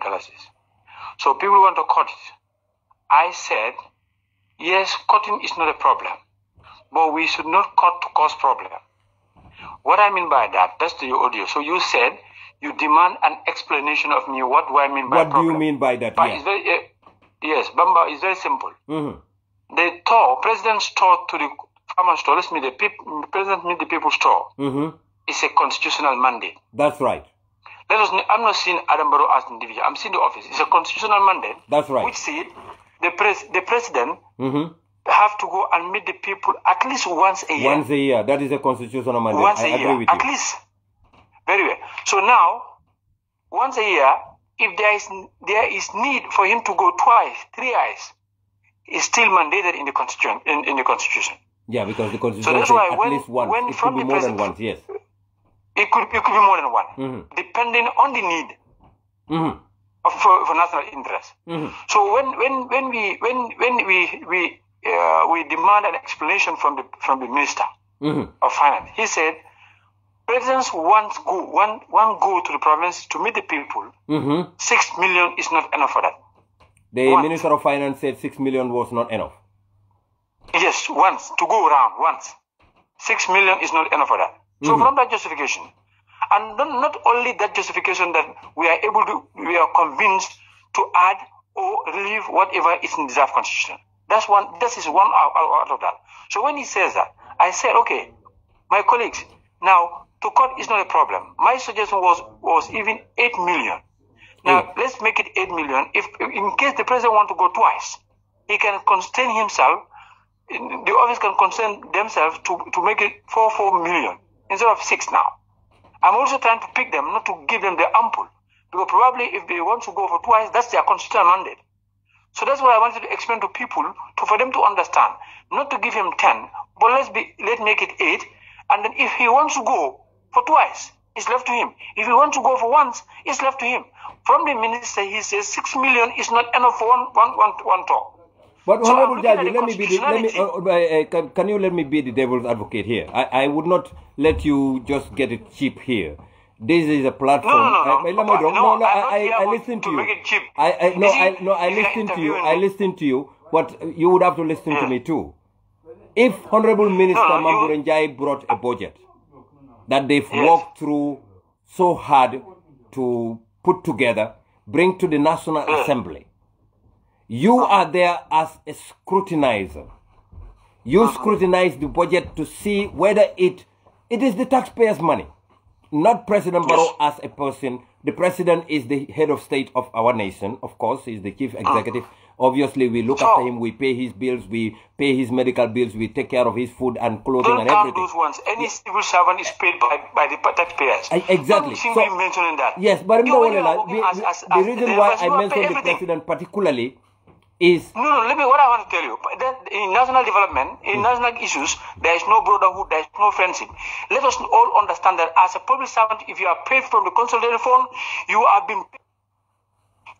paid by a taxpayer, everything, as I am paid as the president. So let's just see things. That is exactly what I'm going to say when you interjected, say, Honorable Judge. Let me finish. I wanted to ask you this question, and it's very important. Yes. Why would you people just take the minister's word for it. You had the document before you. Why couldn't you go through it and see? Because sometimes, Honorable Judge, you go with the president on tours, and you know how much is spent. No, I've never go with the president on tour. You have never attended any of his tour of the country. You see, this is what I want us to. I'm not saying President Barrow, Jammeh wo, Jawara wo, even during your childhood as a student. Inanaman president la meet the farmers to attend. I didn't. Ngeka told me attend when I was in parliament. If I am a teacher in a region, the president comes there. We go and grace, sing the national anthem. I take my children back to school. I have nothing. That's exactly what I'm talking about, Honorable. I want to help you. That's exactly what I'm talking about. You are being economical with the truth here. If you have once attended, Honorable Judge, excuse me, you cannot paint me the way you want it. I'm not painting you, Honorable Judge. You know I respect you. You know I respect you, but you will not come. No, but it's not being the Minister of Finance. Excuse me, don't pick one thing out of the whole and then want to analyze that one. Let me tell you, you need to know our job as National Assembly members, that we are not executive. We are not there when they were planning. So we, in the decision of the budget, we have a partnership with the Minister of Finance. You are saying exactly what I was saying. We shouldn't have any preconceived, excuse me, we shouldn't have any preconceived mind against Mamburenja also. We believe that Mamburenja has gone through and drafted this budget in the best interest of the country. That's why we see him. So sometimes, not only this, there are issues where he will say, I have cut it. We will say, no, cut it again. He said, no, I think this one, please allow me, I have done what I should do. For example, let's go to the Minister of Agriculture, Minister of Women's Affairs, Minister of Youth. We didn't do anything there because Mamura talked to us and convinced us that what he has allocated for them, it is in the best interest, and he has done it in the best interest of the institution based on the program that and then we are all saying today, what is given to agriculture is not enough. But I am not a technician. So the issue of budgeting the draft budget is program based. So he said he budgeted and allocated according to the program that the institutions provided. So I was not at their bilateral. So when he came, he gave us that idea. We are convinced and say, okay, despite the outcry of Gambian people that what is allocated for agriculture is not enough. But Honorable Judge, you can remember for thing. I think I quite understood what Itelemante understand. Why can't why can't you, the parliamentarians, why can't you, the eye of the Gambian people, the voice of the Gambian people, President Lata, Mbenga alone ko momo keta president hani seku bajajo abita banko yaila. What is constitutional mandate? But why can't you cut the entourage of the president to a sizable number of people? Menu nyanda president accompany la kata tamola president ni moto danta anala security sitanole president ni mulanda president has to go with the whole village kata tola banko yai just to see the farmers fatol dibitol to stop no la bang. Okay, very well. Okay, that's another aspect. See, that's another aspect. But that's exactly what I'm going man la moy mam moy ni la moy be moy lale because what man dame understand the reason why I wrote to you lafta pour ni jele kachano. Nim president ning atol ko 6 million is equal 6 million doyatale minister ka doyatale. Minister is there atol be latale president lata tella ke minister of finance ti andum mbebe lala ko yibiri batala nyinyi jikolem ko abedoku kendol ke la bankoy. He is a servant of the people. Obviously mbe wala expect fo wala fabe wala kala fate wakela momo yeta do ko le ya expect le ko you should be able to execute this job without fear, favor, ill will or affection. So ning atra situation do nyama president wala entourage nyanta talala la nyanta kuntula slice into two halves. Minister dole sijang ye tara do ko la bankoy janni bebe bulala president no may naita bankoy yai ye ben kinol do may kinol. What do they do with 6 million? Okay, can I come here to help you? Thank you, please. I'm not trying to convince you, but I'm trying to tell you the truth at the best level of my knowledge. Of your knowledge. I would appreciate These are two things. And I appreciate you coming. To be honest, I am very happy that you did take the ball to come here. It's people who castigate me behind me without talking to me. I have no problem. I would love to have you on my shows if you want. Excuse me. Why? That's why when I had the audio, I said I'm not going to do any other audio again because I never do. It's not my job. I don't think I should be so low to be responding to audios. But let me talk to you. You understand? If you're still not convinced, you still say, okay, I've spoken with Honorable Jaju, but what he says doesn't convince me. Based on where you're getting your source, I have no problem with that. Bamba, for president's going, let me tell you this. If president is going, he doesn't go alone. President is just a leader, but he have experts, technicians that work with him. I do know that. If he is going, he is expected to go and observe everything in the country. Yes. Education will be part of it. Defense will be part of it. Agriculture will be part of it. Anything. So as he is going, he has to go with this, the representative of these institutions. So that when he go, because every year money is allocated for agriculture. I'm giving agriculture as an example. So in case when he goes to a community and they said this issue of agriculture is not sufficient here, he could have asked the agriculture minister at that instant why this and this for him to explain. So that's why for president to go, I don't think technically to count the ministers there, they should be part of it because they are his lieutenant. Again, the number, if I can go further to explain to you, this number is who? Politically, Osabu, Oman can tell a business day. But in the point of contention, in the cabinet, as you said, in the parliament, as you said, the minister, I believe, was employed in the best interest that he's going to do his job judiciously. So it doesn't mean anything he tells us we agree. Sometimes he will say, this is what I do. We'll say, okay, as far as you have done that, we are not yet convinced. Please do this. He will tell, okay, let us do it, but let us also be mindful not to paralyze the institution. In as much as we want to cut, but we should know where to cut, because if we do, it could paralyze. So when he said this one, he has said a statement. It left to people to understand and analyze it. He said, President's one-time going, 6 million is not enough. So I went into the Constitution. You see, somebody was even quoting from the Constitution. At least once. So if there is need for him to go twice, and then what are we expecting for him to come? If 6 million is not for him to come with SAB? No. So I said, now why not we not cut to cause problem? Because that's the constitutional mandate given to him. We put it at 8. If he wants to go twice, it's left to him. If he wants to go 10 times, it's left to him. If he wants to go once, it's left to him. But I raised that issue with a clear intention in having the constitutional mandate in consideration. So Honorable Jaji, before I let you go, I also want to ask about the 54. No, you can't let me go because I also have issues that I want to discuss. What about the 54 million that is said to be allocated to MPs? Very good. Very good. Why not you call members who raised and supported it twice? I will go after them. Don't worry. I'm asking you now. Bamba, I asked any of my colleagues. The first day they were discussing about it, I was there. I voted no to it. I said my consent at this time doesn't warrant me to go for this loan. Well, I go through the footage and ask people. They were even forcing me, trying to campaign on me to even to raise my tag for myself. When they raised it, I put it down. I said my consent doesn't allow me at this time. I have a text message here that says you once complained that why were not staffs of the National Assembly not allowed to eat together with members of parliament, and somebody commended you for that.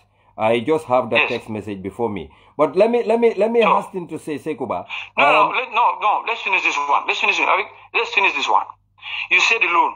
I said I am against the loan. It's a good thing because it's a privilege to everybody. But at this point in time, because we were cutting in consideration of COVID. You say we are in COVID area. Era. And again, our term, I told myself, we have 1 year, 4 months to go. Okay? I'm listening. Hello? I am listening to you. Nkela Mwele. I was interrupted by a call. I said, we have 1 year, 4 months to go. So if I am going to go for $800,000 loan, what am I trying to do? To target my gratuity? To come back is a probability in the hands of Allah. So if I want to target and put my gratuity at stake now, what am I creating for myself? I'm creating an economic crisis for myself tomorrow. That's one. Two, I said at this point in time, we are cutting other institutions. And where the money was coming from was from the office of the National Audit Office, who budgeted for a loan scheme for themselves. We said, no, I cut it from them and said, okay, let's give to ourselves. Before doing that, we don't reduce anything from the National Assembly. We increase everything. Yes, we increase all those ones. I'm not in support based on the COVID, but I said it's also important for us to be able to do our job effectively. I agree on that. But when this thing came, I said, I don't think my conscience allowed me to go in for it. I voted no to it, and then it comes in. The second day when Alifa raised the issue, I said, I am going out because I have no business with it. My colleagues were calling me who voted yes for it. I said, my conscience doesn't allow me. I'm not going to vote for it. Because I am seeing the interest of the people outside and the condition we are in. So and you voted against it? Nobody raised an audio to call your MPs that you think they are the most sincere, that and tell them that this is wrong. They have to go rescind the action. Nobody did that. But because I said a problem in relation to President's talk, you want to take it as politics. That's why I said I don't regret anything. I have a very big justification, which based on the Constitution and my conscience. Bamba. Honorable Jaju, I have heard yes, you. Sir. We may agree, we may disagree, and we agree to disagree, we disagree to agree. Thank you very much. Because I'm not talking to convince you, but I'm talking to tell you the truth. Well, I wouldn't say you are not telling me the truth, because what I have just told you is what I know. Based on the facts on the ground, President Adama Barrow, amanke damma 6 million yola allocated is 663 million kodome ya allocate for the president. It's not only 6 million. For which president? For the president, any president, President Store. You know, Bamba, I think. Well, this is what we saw. This is what we saw from the Parliament website. Excuse me, Bamba, office of the president is not the president. But that's what I'm saying. The office of the president. Okay. Yeah, thanks for correcting me. Office of the president. It's not the president. Office of the president, you have institutions under. But if it is only the president of himself, I will never accept. But what I'm saying is office of the president. I'm now correcting myself to say office of the president is $663,299,315. I'm happy now. Yes, that was allocated. And if you compare that to what was allocated for agriculture, which is almost 402 million, that the margin is huge. Why would the president office have more than what is allocated for agriculture? Have you got the budget and track where that money is going to? Of course, I have all the track. I'm just giving you the figure. I think what you would have done, you thank the National Assembly all the National Assembly members for having a passion for agriculture, youth, health, and education, and I for one security. And I'm asking you. You are a member of the National Assembly. I'm asking you. What I could not understand, Sekuba. I'm not being political here.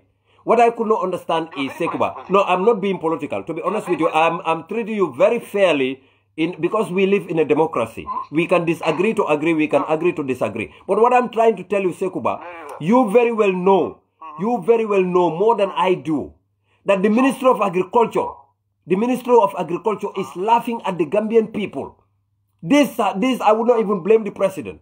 The Minister of Agriculture in particular. Taking tractors from Gambian farmers and giving them donkeys is an insult. You know that more than I do. Can I come? Because you are misinformed.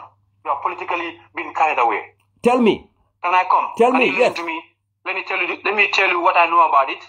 Not to convince you, but to tell the Gambian people, Let the Gambian people hear the truth from Honorable Sekuba Jaju. Very good. That's why I want you here. Bamba. Nam. If you can follow us last year budget. 2020 budget. No, the supplementary budget that came last time. Okay, the 2020 supplementary budget, yes. 2020 supplementary budget. we were able to save $100 million. And we all agree unanimously to give it to agriculture, though they don't present any program to it, attached to it. But it is the passion of the National Assembly members, and we were able to make savings. So that's why we all agree unanimously and give it to agriculture to instantly come up with programs and tell us how they're going to spend that $100 million. I have the report in my hand with me. So when they do that, now, and we want them to spend on programs that are going to be positively affected by, feel by the farmers. Impact so on the lives of the farmers, yes. Let me come. I'm listening. That would have an impact on the lives of the farmers. Hani Jola Kawani left any Gambian language is fine by me. No, I don't think I can speak Jola. Okay, nga fomaninga but kabiring million kemo dila.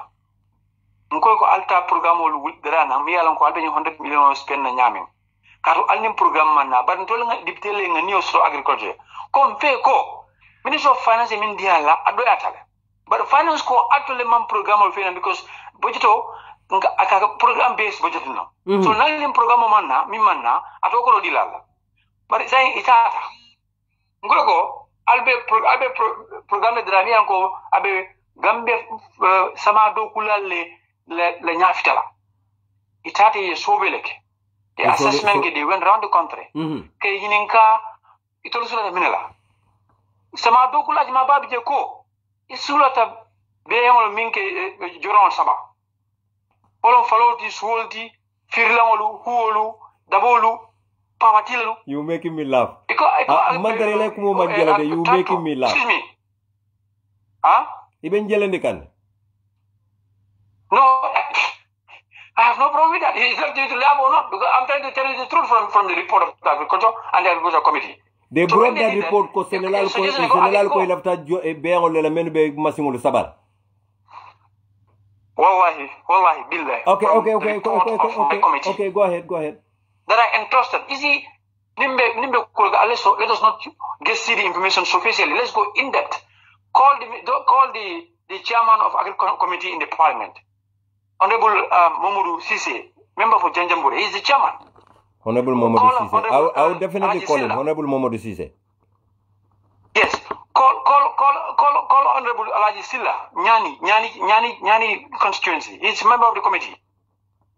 We entrust them with the power to go and work with agriculture. They came us with the report. So when they went there, they said, why not tractors? They said, technically, the advice ko Banko Benyamin, Gambia's topsoil is too light. Nin tractor tata, akaton nyami sometimes it affects the yield of the crops. Two, a tractor for nana mobe buka so at the time they need it. So what the farmers want is ibela small machines so where they can go to the farm at the same time, anytime they want to do. So that's why they go in for these donkeys, horses, and the like. But Honorable Jadi, before it be feasibility-wise, do you think every Gambian farmer can have a donkey from that fund? Not 100 million is not enough for every Gambian. Exactly my point. It's not enough. It's bit by bit. So they did their survey. You prioritize. Bamba. You don't give to everybody at the same time. You prioritize and look at the needy ones. And I think that's what they did to their best interest. The report I got. And the report will be discussed. Just follow us. Next I month, keep following. I follow you. But please, can you send me that document if you don't mind? I go through it. Unless, okay, if you cannot, because I have the hard copy with me. I would send you an email. I would send you an email and you can send it to me. You know what I'll do? I will look for the number for the Agri Committee's clerk. Maybe they must have the soft copy. The soft copy. They can send it to you directly. You go through the report. I would want to definitely see that. With National Assembly, please come down to the members. Don't just listen to somebody who inform you. Come down to us and ask us. We are wrong. You tell us as a citizen. I believe but that's exactly what I'm telling you. I believe 100% you the MPs to believe those technocrats or whatsoever their names are. It's wrong. Excuse me. I'm not part of agriculture. but I have passion for agriculture, and I know that it's the only institution me as a Gambia Samano. Kabiri Nyinketa, I did a research. That means I do some consultation, some members, some officers in agriculture. What is the difference? Can you tell me? A tractor given to a community and a donkey cart or horse cart is given. He explained this technicality. The topsoil of some areas in the Gambia, the manure is too light. It affects the yield. Two, according to accessibility, because Gambia farm rainy season is too small. So we all have to go to the farm at the same time. So it will on a queue, waiting. What will happen is you have a poor yield. Honorable Judge, I don't know which agri-experts you people are talking to. Whether those experts are just from Tikoji or whether I don't know where they studied, because I don't understand if the Gambian soil and that of Senegal are different. Because my understanding, there is no government in the African sub-region that is telling its people, its farming community, that because we have a lighter soil, the salinity of the soil near ni manyo ni fenke ni matrakto ni yembanko ni sing aka fonko ni is too light. I do not even buy that. Very good. We are all farmers, Sekuba. I grew up on the farms. Okay. No, but we all want mechanized farming. But mechanized farming, you don't give it to communities. You have organizations that are responsible on that. All in bigger countries, China, among communities have a local way of doing it. This mechanized farming company, like they invest, you have agriculture. I understand what you mean. What do you mean? If you go to there's a farm, there's a Gambian, one Gambian from Europe, diaspora is doing farming in Jalpacha. He's producing good. I'm happy you know. I was coming to that. I'm happy you know about that. No, this is you see, let me tell you this. One of my area of studies, I didn't go far. But in school, I learn agriculture and I teach agriculture a little bit. And I'm not a farmer, but I'm with gardeners. So and I'm a Gambian too. So let me come to this part. I want us to be. You know me, nothing is perfect. What the government is doing, I believe they could do more. But you know the problem with Bamba is the attitude of the Gambian people. What attitude do Gambian people have, Honorable Judge? What attitude? You very good. You are talking about whether the expert has graduated from which university? Tikoji. I said University of Tikoji. If you know that, for example, you are calling yourself an expert, but you don't have the qualification. When you are offered the job, tell them that I can't do the job. Before you mislead. But that's exactly what happened here. Because to tell the Gambian people that the farmers themselves, I don't even think the farmers told them. I think they made that up themselves. You will not go there. You are a member of parliament. No. You are from a farming community. Busumbala is a farming community. Sekuba, go to Busumbala and ask your constituents if they would want donkeys or tractors. They will of course tell you they want tractors. Come on, for crying out loud, let us not even beat about that. My community is not a farming community. Yeah, but even Busumbala, there are people in Busumbala. There are people in Busumbala that does gardening. Very well. So gardening, should you take tractor to garden? You can take tractors to the gardens. You can. No, we're talking about farming. We're not talking about gardening here. But that's what I'm saying. You can even take tractors to the garden. But that is even beside the point. Sekuba, imuguluta Gambiale, imenta Gambiale, ikuluta Gambiale. You know about farming. Bamba. You know what I want? The way I want to make it very easy for every Gambian. Let us not go with speculations. Let us not go with one side story. Let's go in depth. Call agricultural ministry. But what is speculative here about this donkey stuff? You've just confirmed it. The speculation, because you don't even go deeper to ask the agri committee, because every institution in the country. But the agri committee came to us with bunches of untruth that the soil salinity of the soil because near tractor use, that is fallacy, Sekuba. That is not true. It cannot be true anywhere. If it is not true in Senegal, it cannot be true in the Gambia, Sekuba. Because you and I doesn't do any research. We are very minimal in agriculture. Sekuba, agriculture in the Gambia, everybody that is born into farming is an expert on your own. We do bush following. We do local manual. Can you solve some kunkolto? No, Sekuba ifonga yalonde kamenike. Can you solve some kunkolto lenga pikal fayol ke? Ni sole tara kunkolto imeje ni sibuol keje ibeke manual ti nganda suna feol fije. Seku, of course you know what we do. Yes. So they studied. Where did they study? In those days, when you are a small boy in Jara, yes, your family was sufficient in that production, and we don't have an agricultural farming tools. Tractors. That's what I'm saying. We do not have tractors. We do not have tractors then. Of course we do. Of course we do have tractors. They are minimal, but we do have tractors. Molka tractor luasle. People do hire tractors. Let's come down, please. Excuse me. I'm not talking on behalf of agriculture. I'm not talking on behalf of the committee, and I'm not saying the donkeys is an insult. I don't say no or yes to that. Me, I'm trying to tell you, in the parliament we have a process and procedure. If something comes, you delegate a committee, and I entrust that committee. That committee went and they gave me a report. In that report, that's why I have seen that. They said they have done the survey. It is from the farmers themselves. That they said the issue with tractors and the other thing, this is the problem. So they all want machines where they can all go to the farm, do their things and come back. I would want to see the soft copy of that report, because if I know which area of the Gambia Itata damming, probably I might make a few calls to find out, because I do my investigations locally.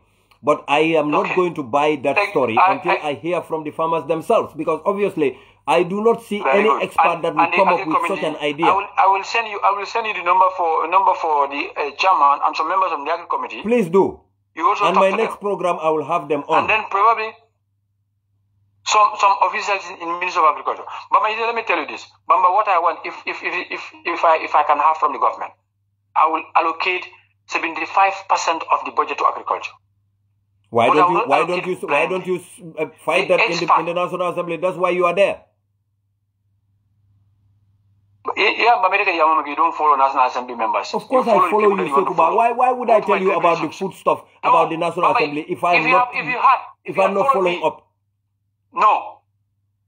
They text you. You have somebody who texts you and give you wrong information. Nobody texts me, Sekuba. No, the food stuff that I told you about. Let me tell you frankly.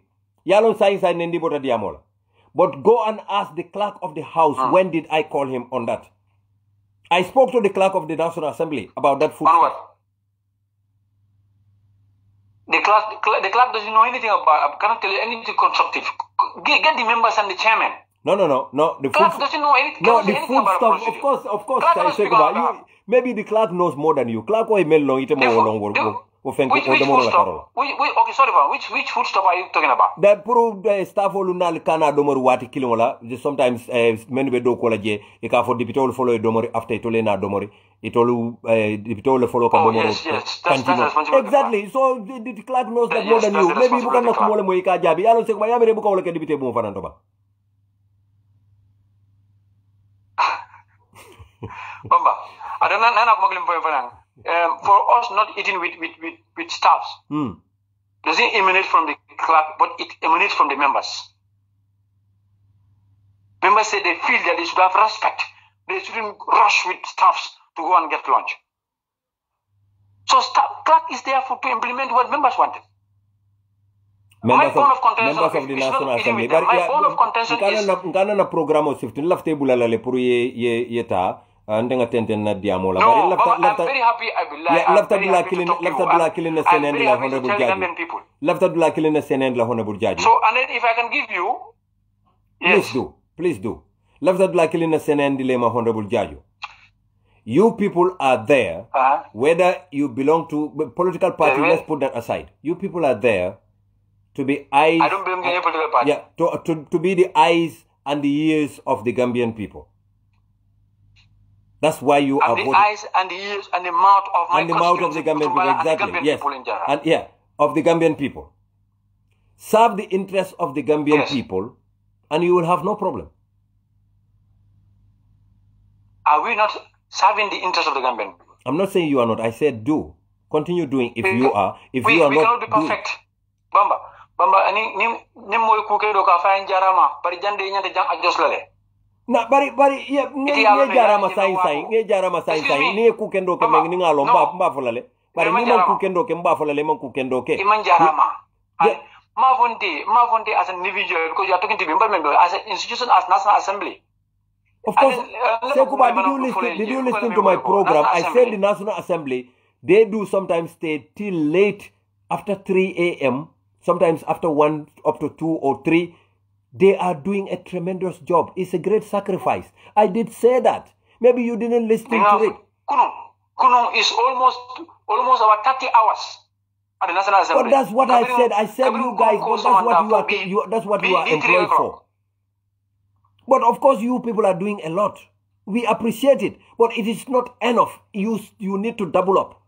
Because a lot of things are happening in the Gambia, and you people in the National Assembly, nobody denies that. Nobody denies that. That's why Bangkok do go nyama. Nim Bamba ba keka ngafo jara ma Bamba ise nyindonke no nyinyo nyama beta nyama. Very careful with this one. Yalu ndokla memvanga. You people be an informers to us, not even secret. Call me and say Bamba, Honorable Jaju, I realize that there is a corrupt activity in the Ministry of Education about this scholarship issue. You want Bamba Mas to confront you with that. Do you think you can handle it? Bamba can handle it. Okay. Because I will go, excuse me, because it's not going to be in a hideout. I will go to the office. This is what I had, the activity I had from your office. What can you tell me? But what did you get from the police when this guy Lankinte approached? I'm doing a lot, and I've done a lot, because the recommendation I was one of the MPs that recommended for the move of Gorjimbo. Move or sacking? Yes. Why would you recommend somebody who has tortured a citizen of your country? Sack, Bamba. No, memena. I call it move. That's not my function. Move. So why didn't you call for his removal from the police? Because he is a criminal. He has committed a crime. That's not my responsibility. I'm a National Assembly member. I have code and conduct that direct my job. Yeah, but why would you recommend for his move? Why would you recommend for his move? Because I don't have much information that will want somebody. Because you can be at a workplace and have issues, 1 or 2 issues. You just want police and continue. Sekuba, I was reliably informed that you were approached by the complainant or the victim. You were one of the MPs that was approached, and the parliamentary committee or whether parliamentary group or whosoever. But your name was mentioned. So I was asking you, during Ayete approach, what did you do? So you want me to talk about that? I just want an answer, just a short one. If you ask Lamin Kinte, Kabirina in the parliament, Lamin Kinte Tarabo Kumbola, he was narrating his story in the conference of the minority leader. So I was late to enter. When I entered, I saw the boy talking. So as he was narrating his story, Mbalo Fata, go, who is this boy? Go, a case with Jimbo. Go, can somebody help me with Jimbo's number? You're going to know near Kola Uncle, please don't tell me that. Give me the number. They helped me with the number. I called Gojimbo. He picked. Gojimbo, yes, I am Honorable Jaju, National Assembly member of Busumbara, but I am also part of the Defense and Security Committee. Gojimbo, I want to talk to you as a brother. There is somebody here crying, narrating stories that is connected to you. Can you give me a time to come to your office now? Unfortunately, he said he was sick, which I came to find out is true, because he has a sprain on his head, on his leg.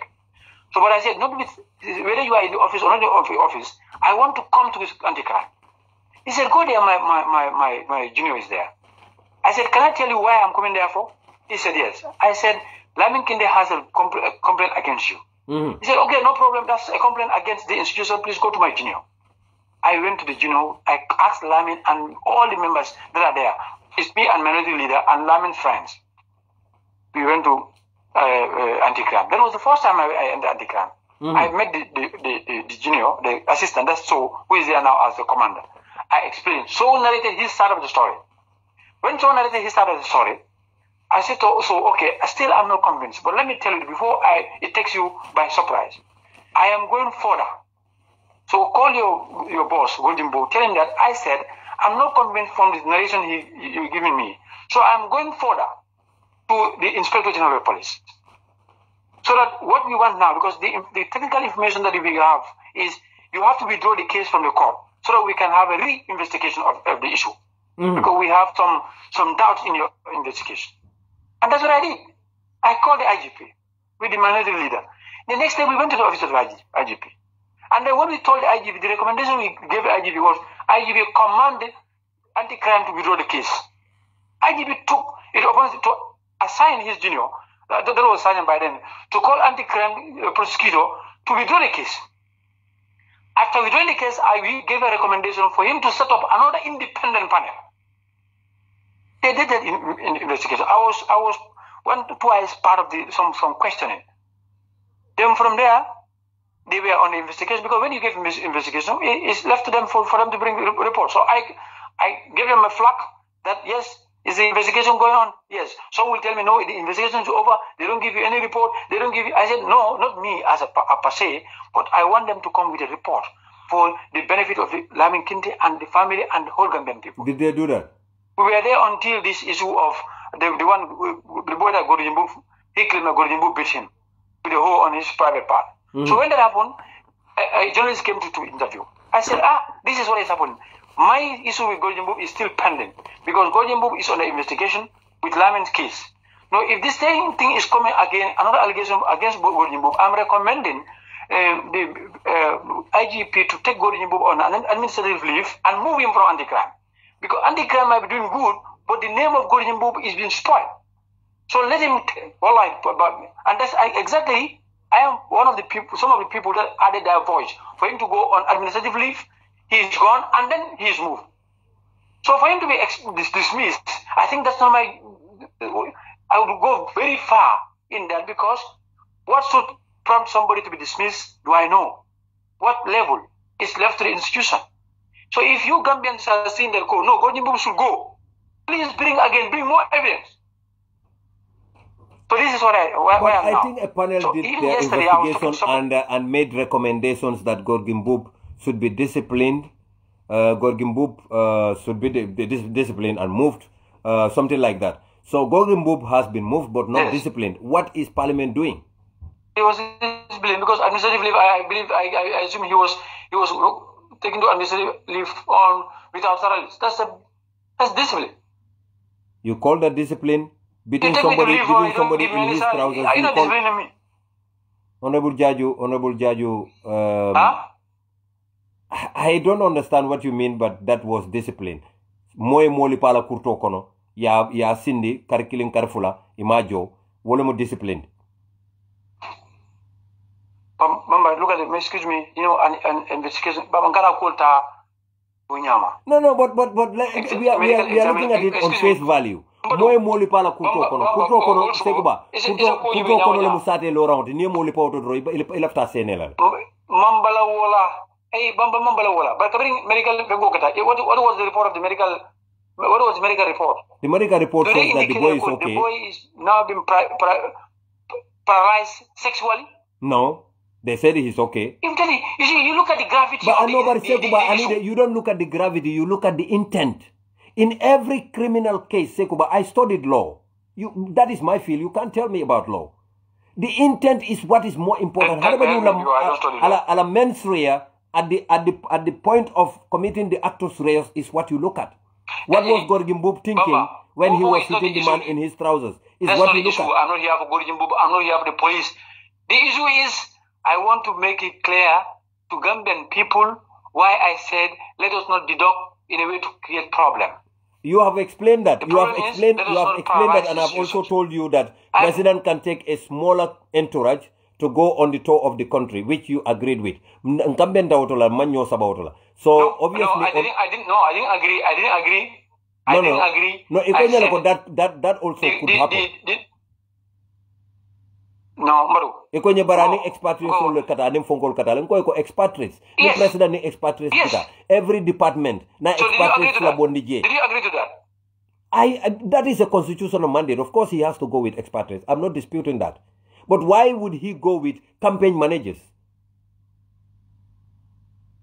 What are they doing there? on a president's store. No, hani man politics kuma for the president la tour is a constitutional mandate. But what are campaign managers doing on a constitutional tour?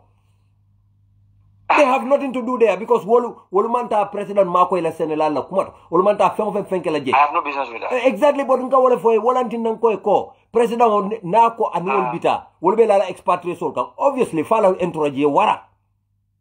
And the Wolman Parliament Molu Alawo Molu, excuse me. Alawo Molu, you're finding Keleko Molu they have been catered in as part of that 10 million or the 6 million? They of course would be part of that because ila padiomo kajole ntenga alone ko ila padiomo kajole.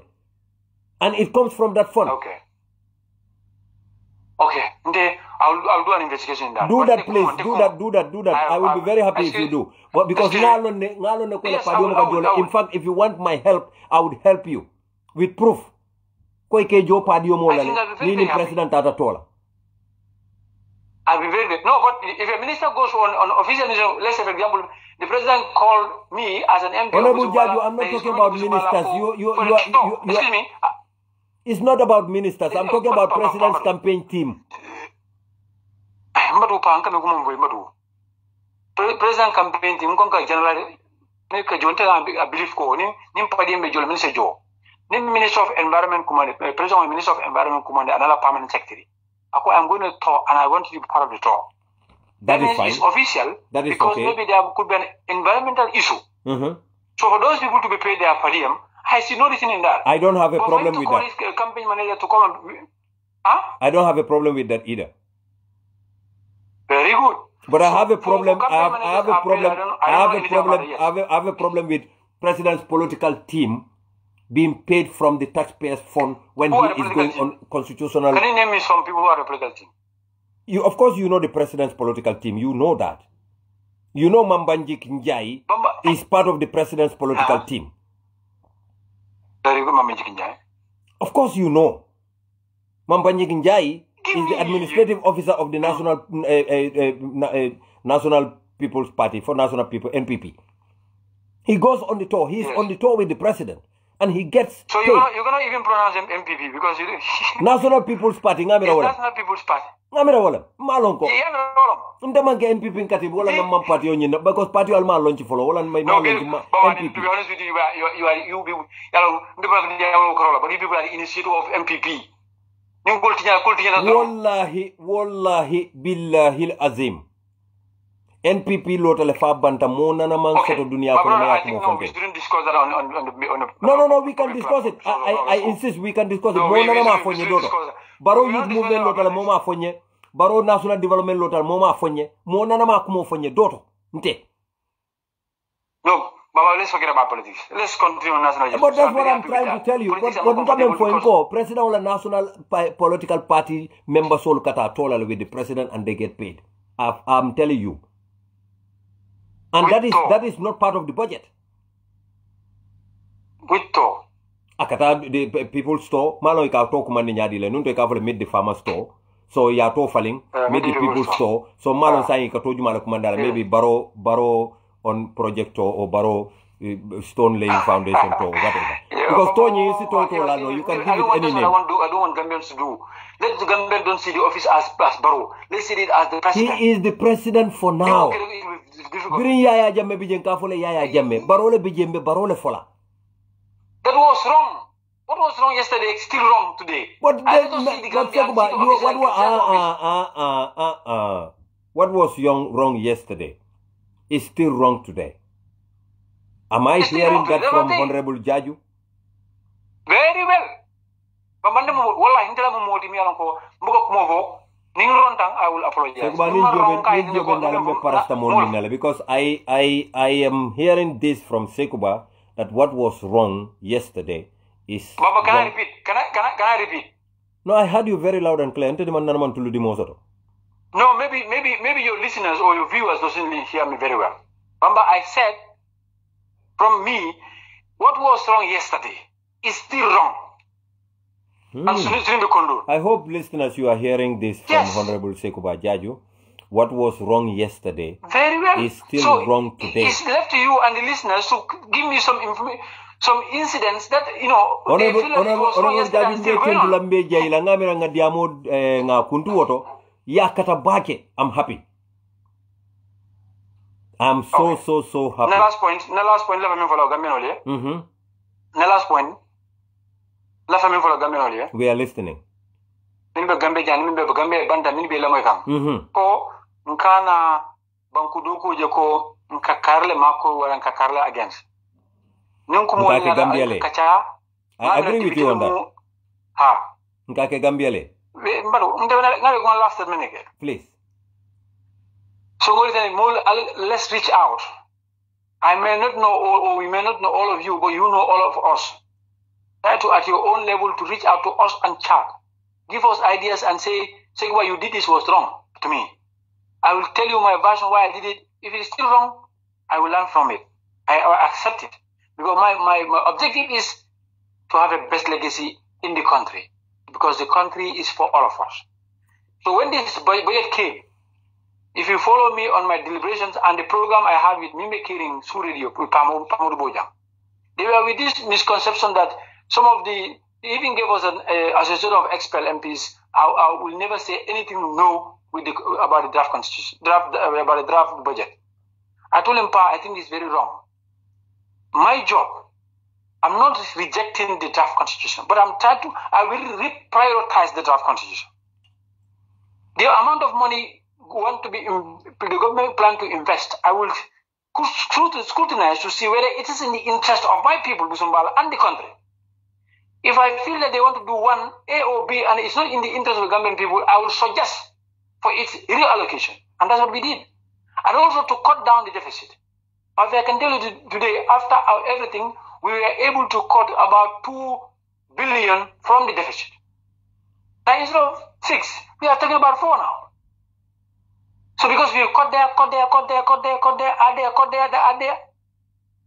Today this is where, for all Gambians to know that let them just speculate, outcome from certain MPs and they will say this, they will not say this. If you follow the deliberations, we cut. For me, I even call for an embargo on all travels. Let all travel be on one vote. We will talk about the draft constitution the next time I have you on, Honorable Jaju. I'm really pleased. Text me anytime you need me. Yeah, I'm really pleased that you took time. Yes. With your busy schedule. You need me. With your busy schedule, bari yalong andong, I have so much respect for you. No, with my very tired schedule. Ante jaila wala. That one you are doing because you. That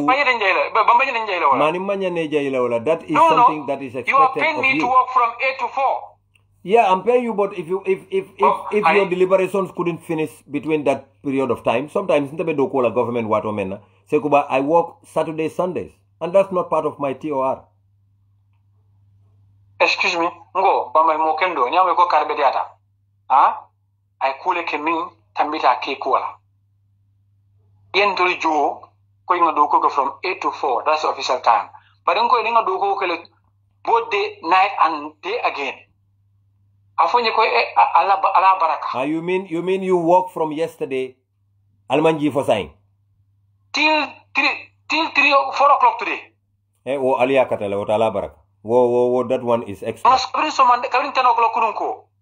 Now abedo ku sudo tilo bedo ku sudo bedo ku for be 3 o'clock. Aliya katal. Malale menke je alkali akundu ku ale 4 billion bondi je. But Segu, I still need this soft copy. 2 billion bondi. Ale 2 bondi. Okay, 2 billion. I still need this soft copy. But inko 54 million on yingali o da bondi je. What soto la correct? Was that one defeated?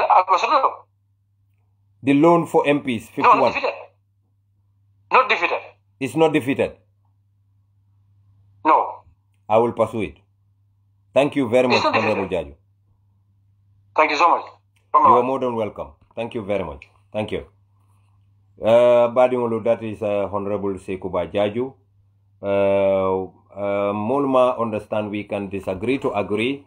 Unless Jennings next election, he is still the member of parliament his actions abe meumen kela député bonto one way or the other abe affect lale, and it's sometimes important pour ni nyo saba ni nyo so hakilo la, because ifana nu nyanta moylale what we say ni kamenu moy akabo NPP kol da malabula bu kabon tolla ma fawala abe kolayalale obviously andum be nyanta wo understand la na député ol fanam be jele ifana be do ko wala andu nyanta ke fananu confront, because kolle be ke kan Gambia kono député ol nyanta kala checks and balances on the central government e kanna banko la na fulo dundi min tole député kilon le ka luwa dara nyanta nyimbe understand la.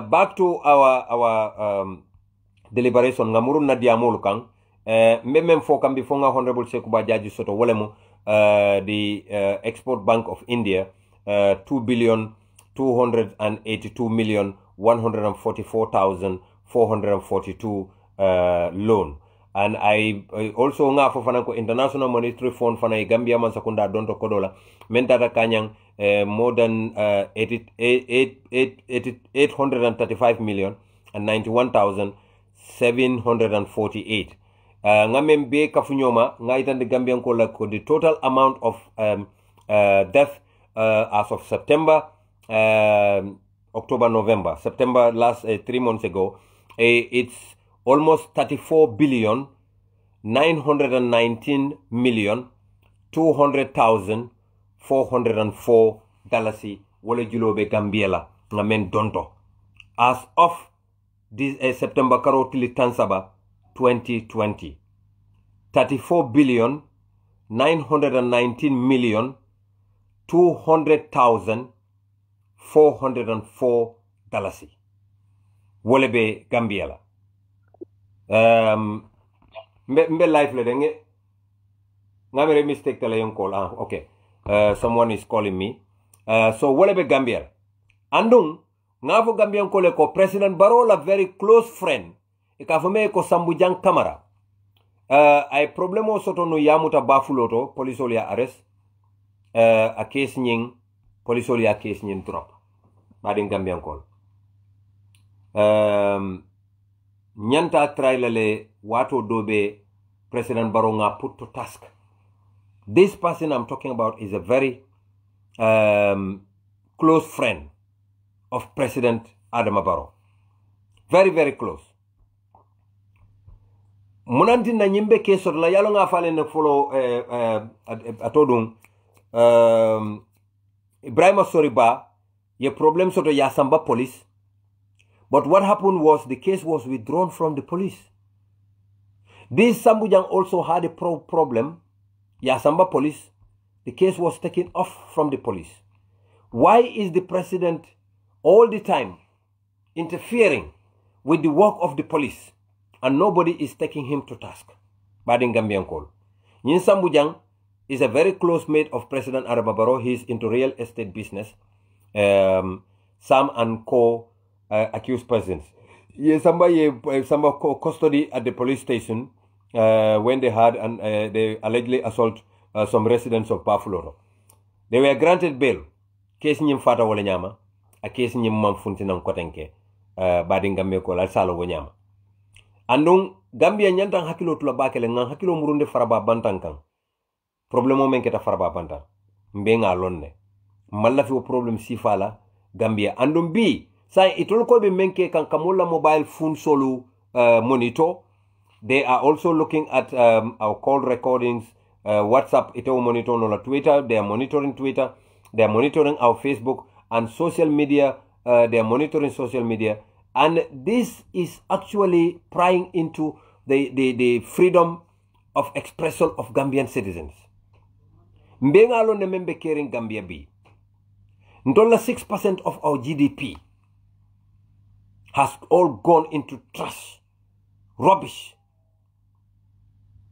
And we are expected that 3 billion of our domestic debt went into foreign vital sectors such as agriculture, which we said was $400 million, compared to $2 billion for their pet projects. That shows this budget is custom made for 2021.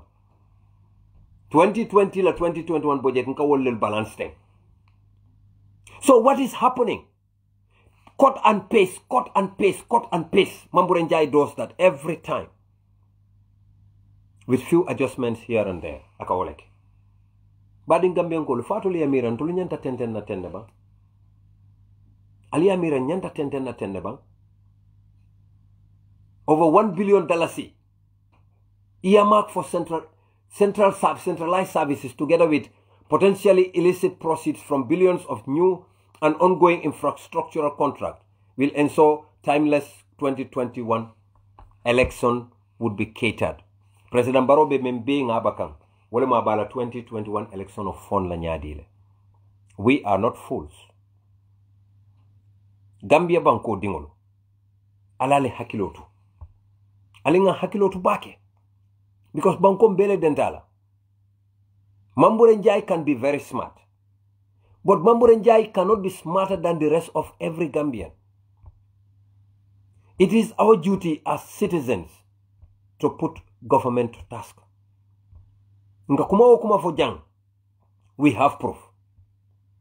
And each and every one of us nyanta hakilo tula baba bakel. Badin Gambian kolu ma plan num pour kana dialogue la bi. Barin kuma talako mbatunga dialogue ke. Bari jannim benna dialogue kuntula lafta itand la Gambiano lako. There is not a free dispensation of constituency boundaries in the Gambia. Gambia la constituency solo nyante jube lale yela boundary lu jube kubang for isenyu mako ino ay correct representation o soto. Na correct representation o soto. Wole be bete ala because tundo dolu bije wolo warta the whole of LRR tile like combo andung combo dibito membije ni ajube yani LRR dibite jelle bije foni dibito membije ajube bang yani the whole region of LRR jube bang LRR dibite woro la bije foni jelle soto niko every chieftaincy banko wala nyanta dibito soto la chieftaincy banko dolu bije wala population is far too much asikeno dibite fulatile asikeno dipite fulatile. For instance, chieftaincy banko dolu ye dipite fulale soto. Ye dipite fulale soto. Combo not. Msafo dipite saba. So why can't they try ya jube ka constituency boundaries will withdraw?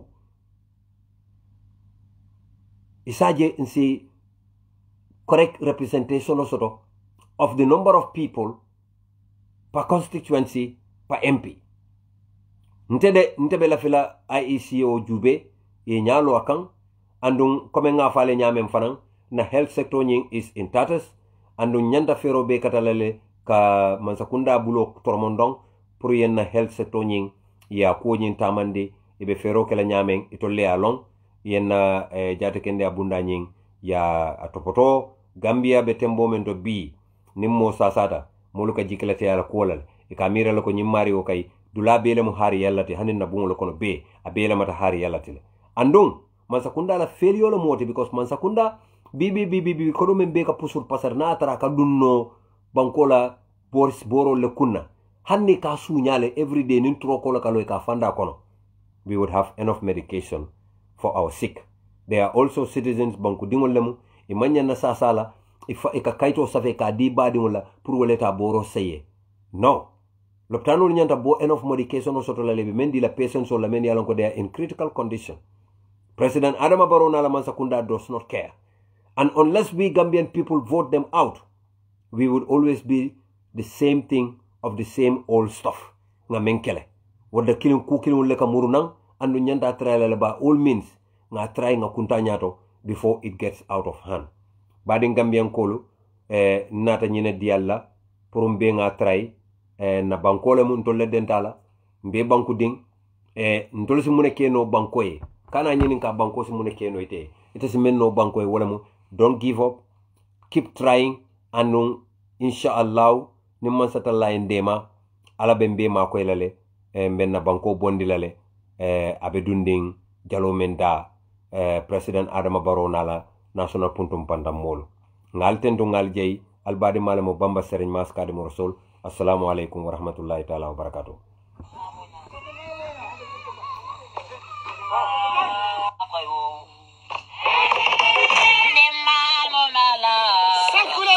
Kula. Akuno. Ndasa.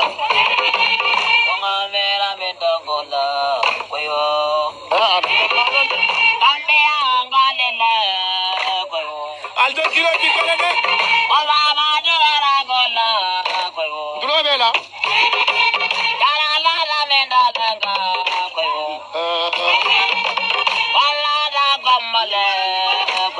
Sankula ni kalkulo. Kombo njai.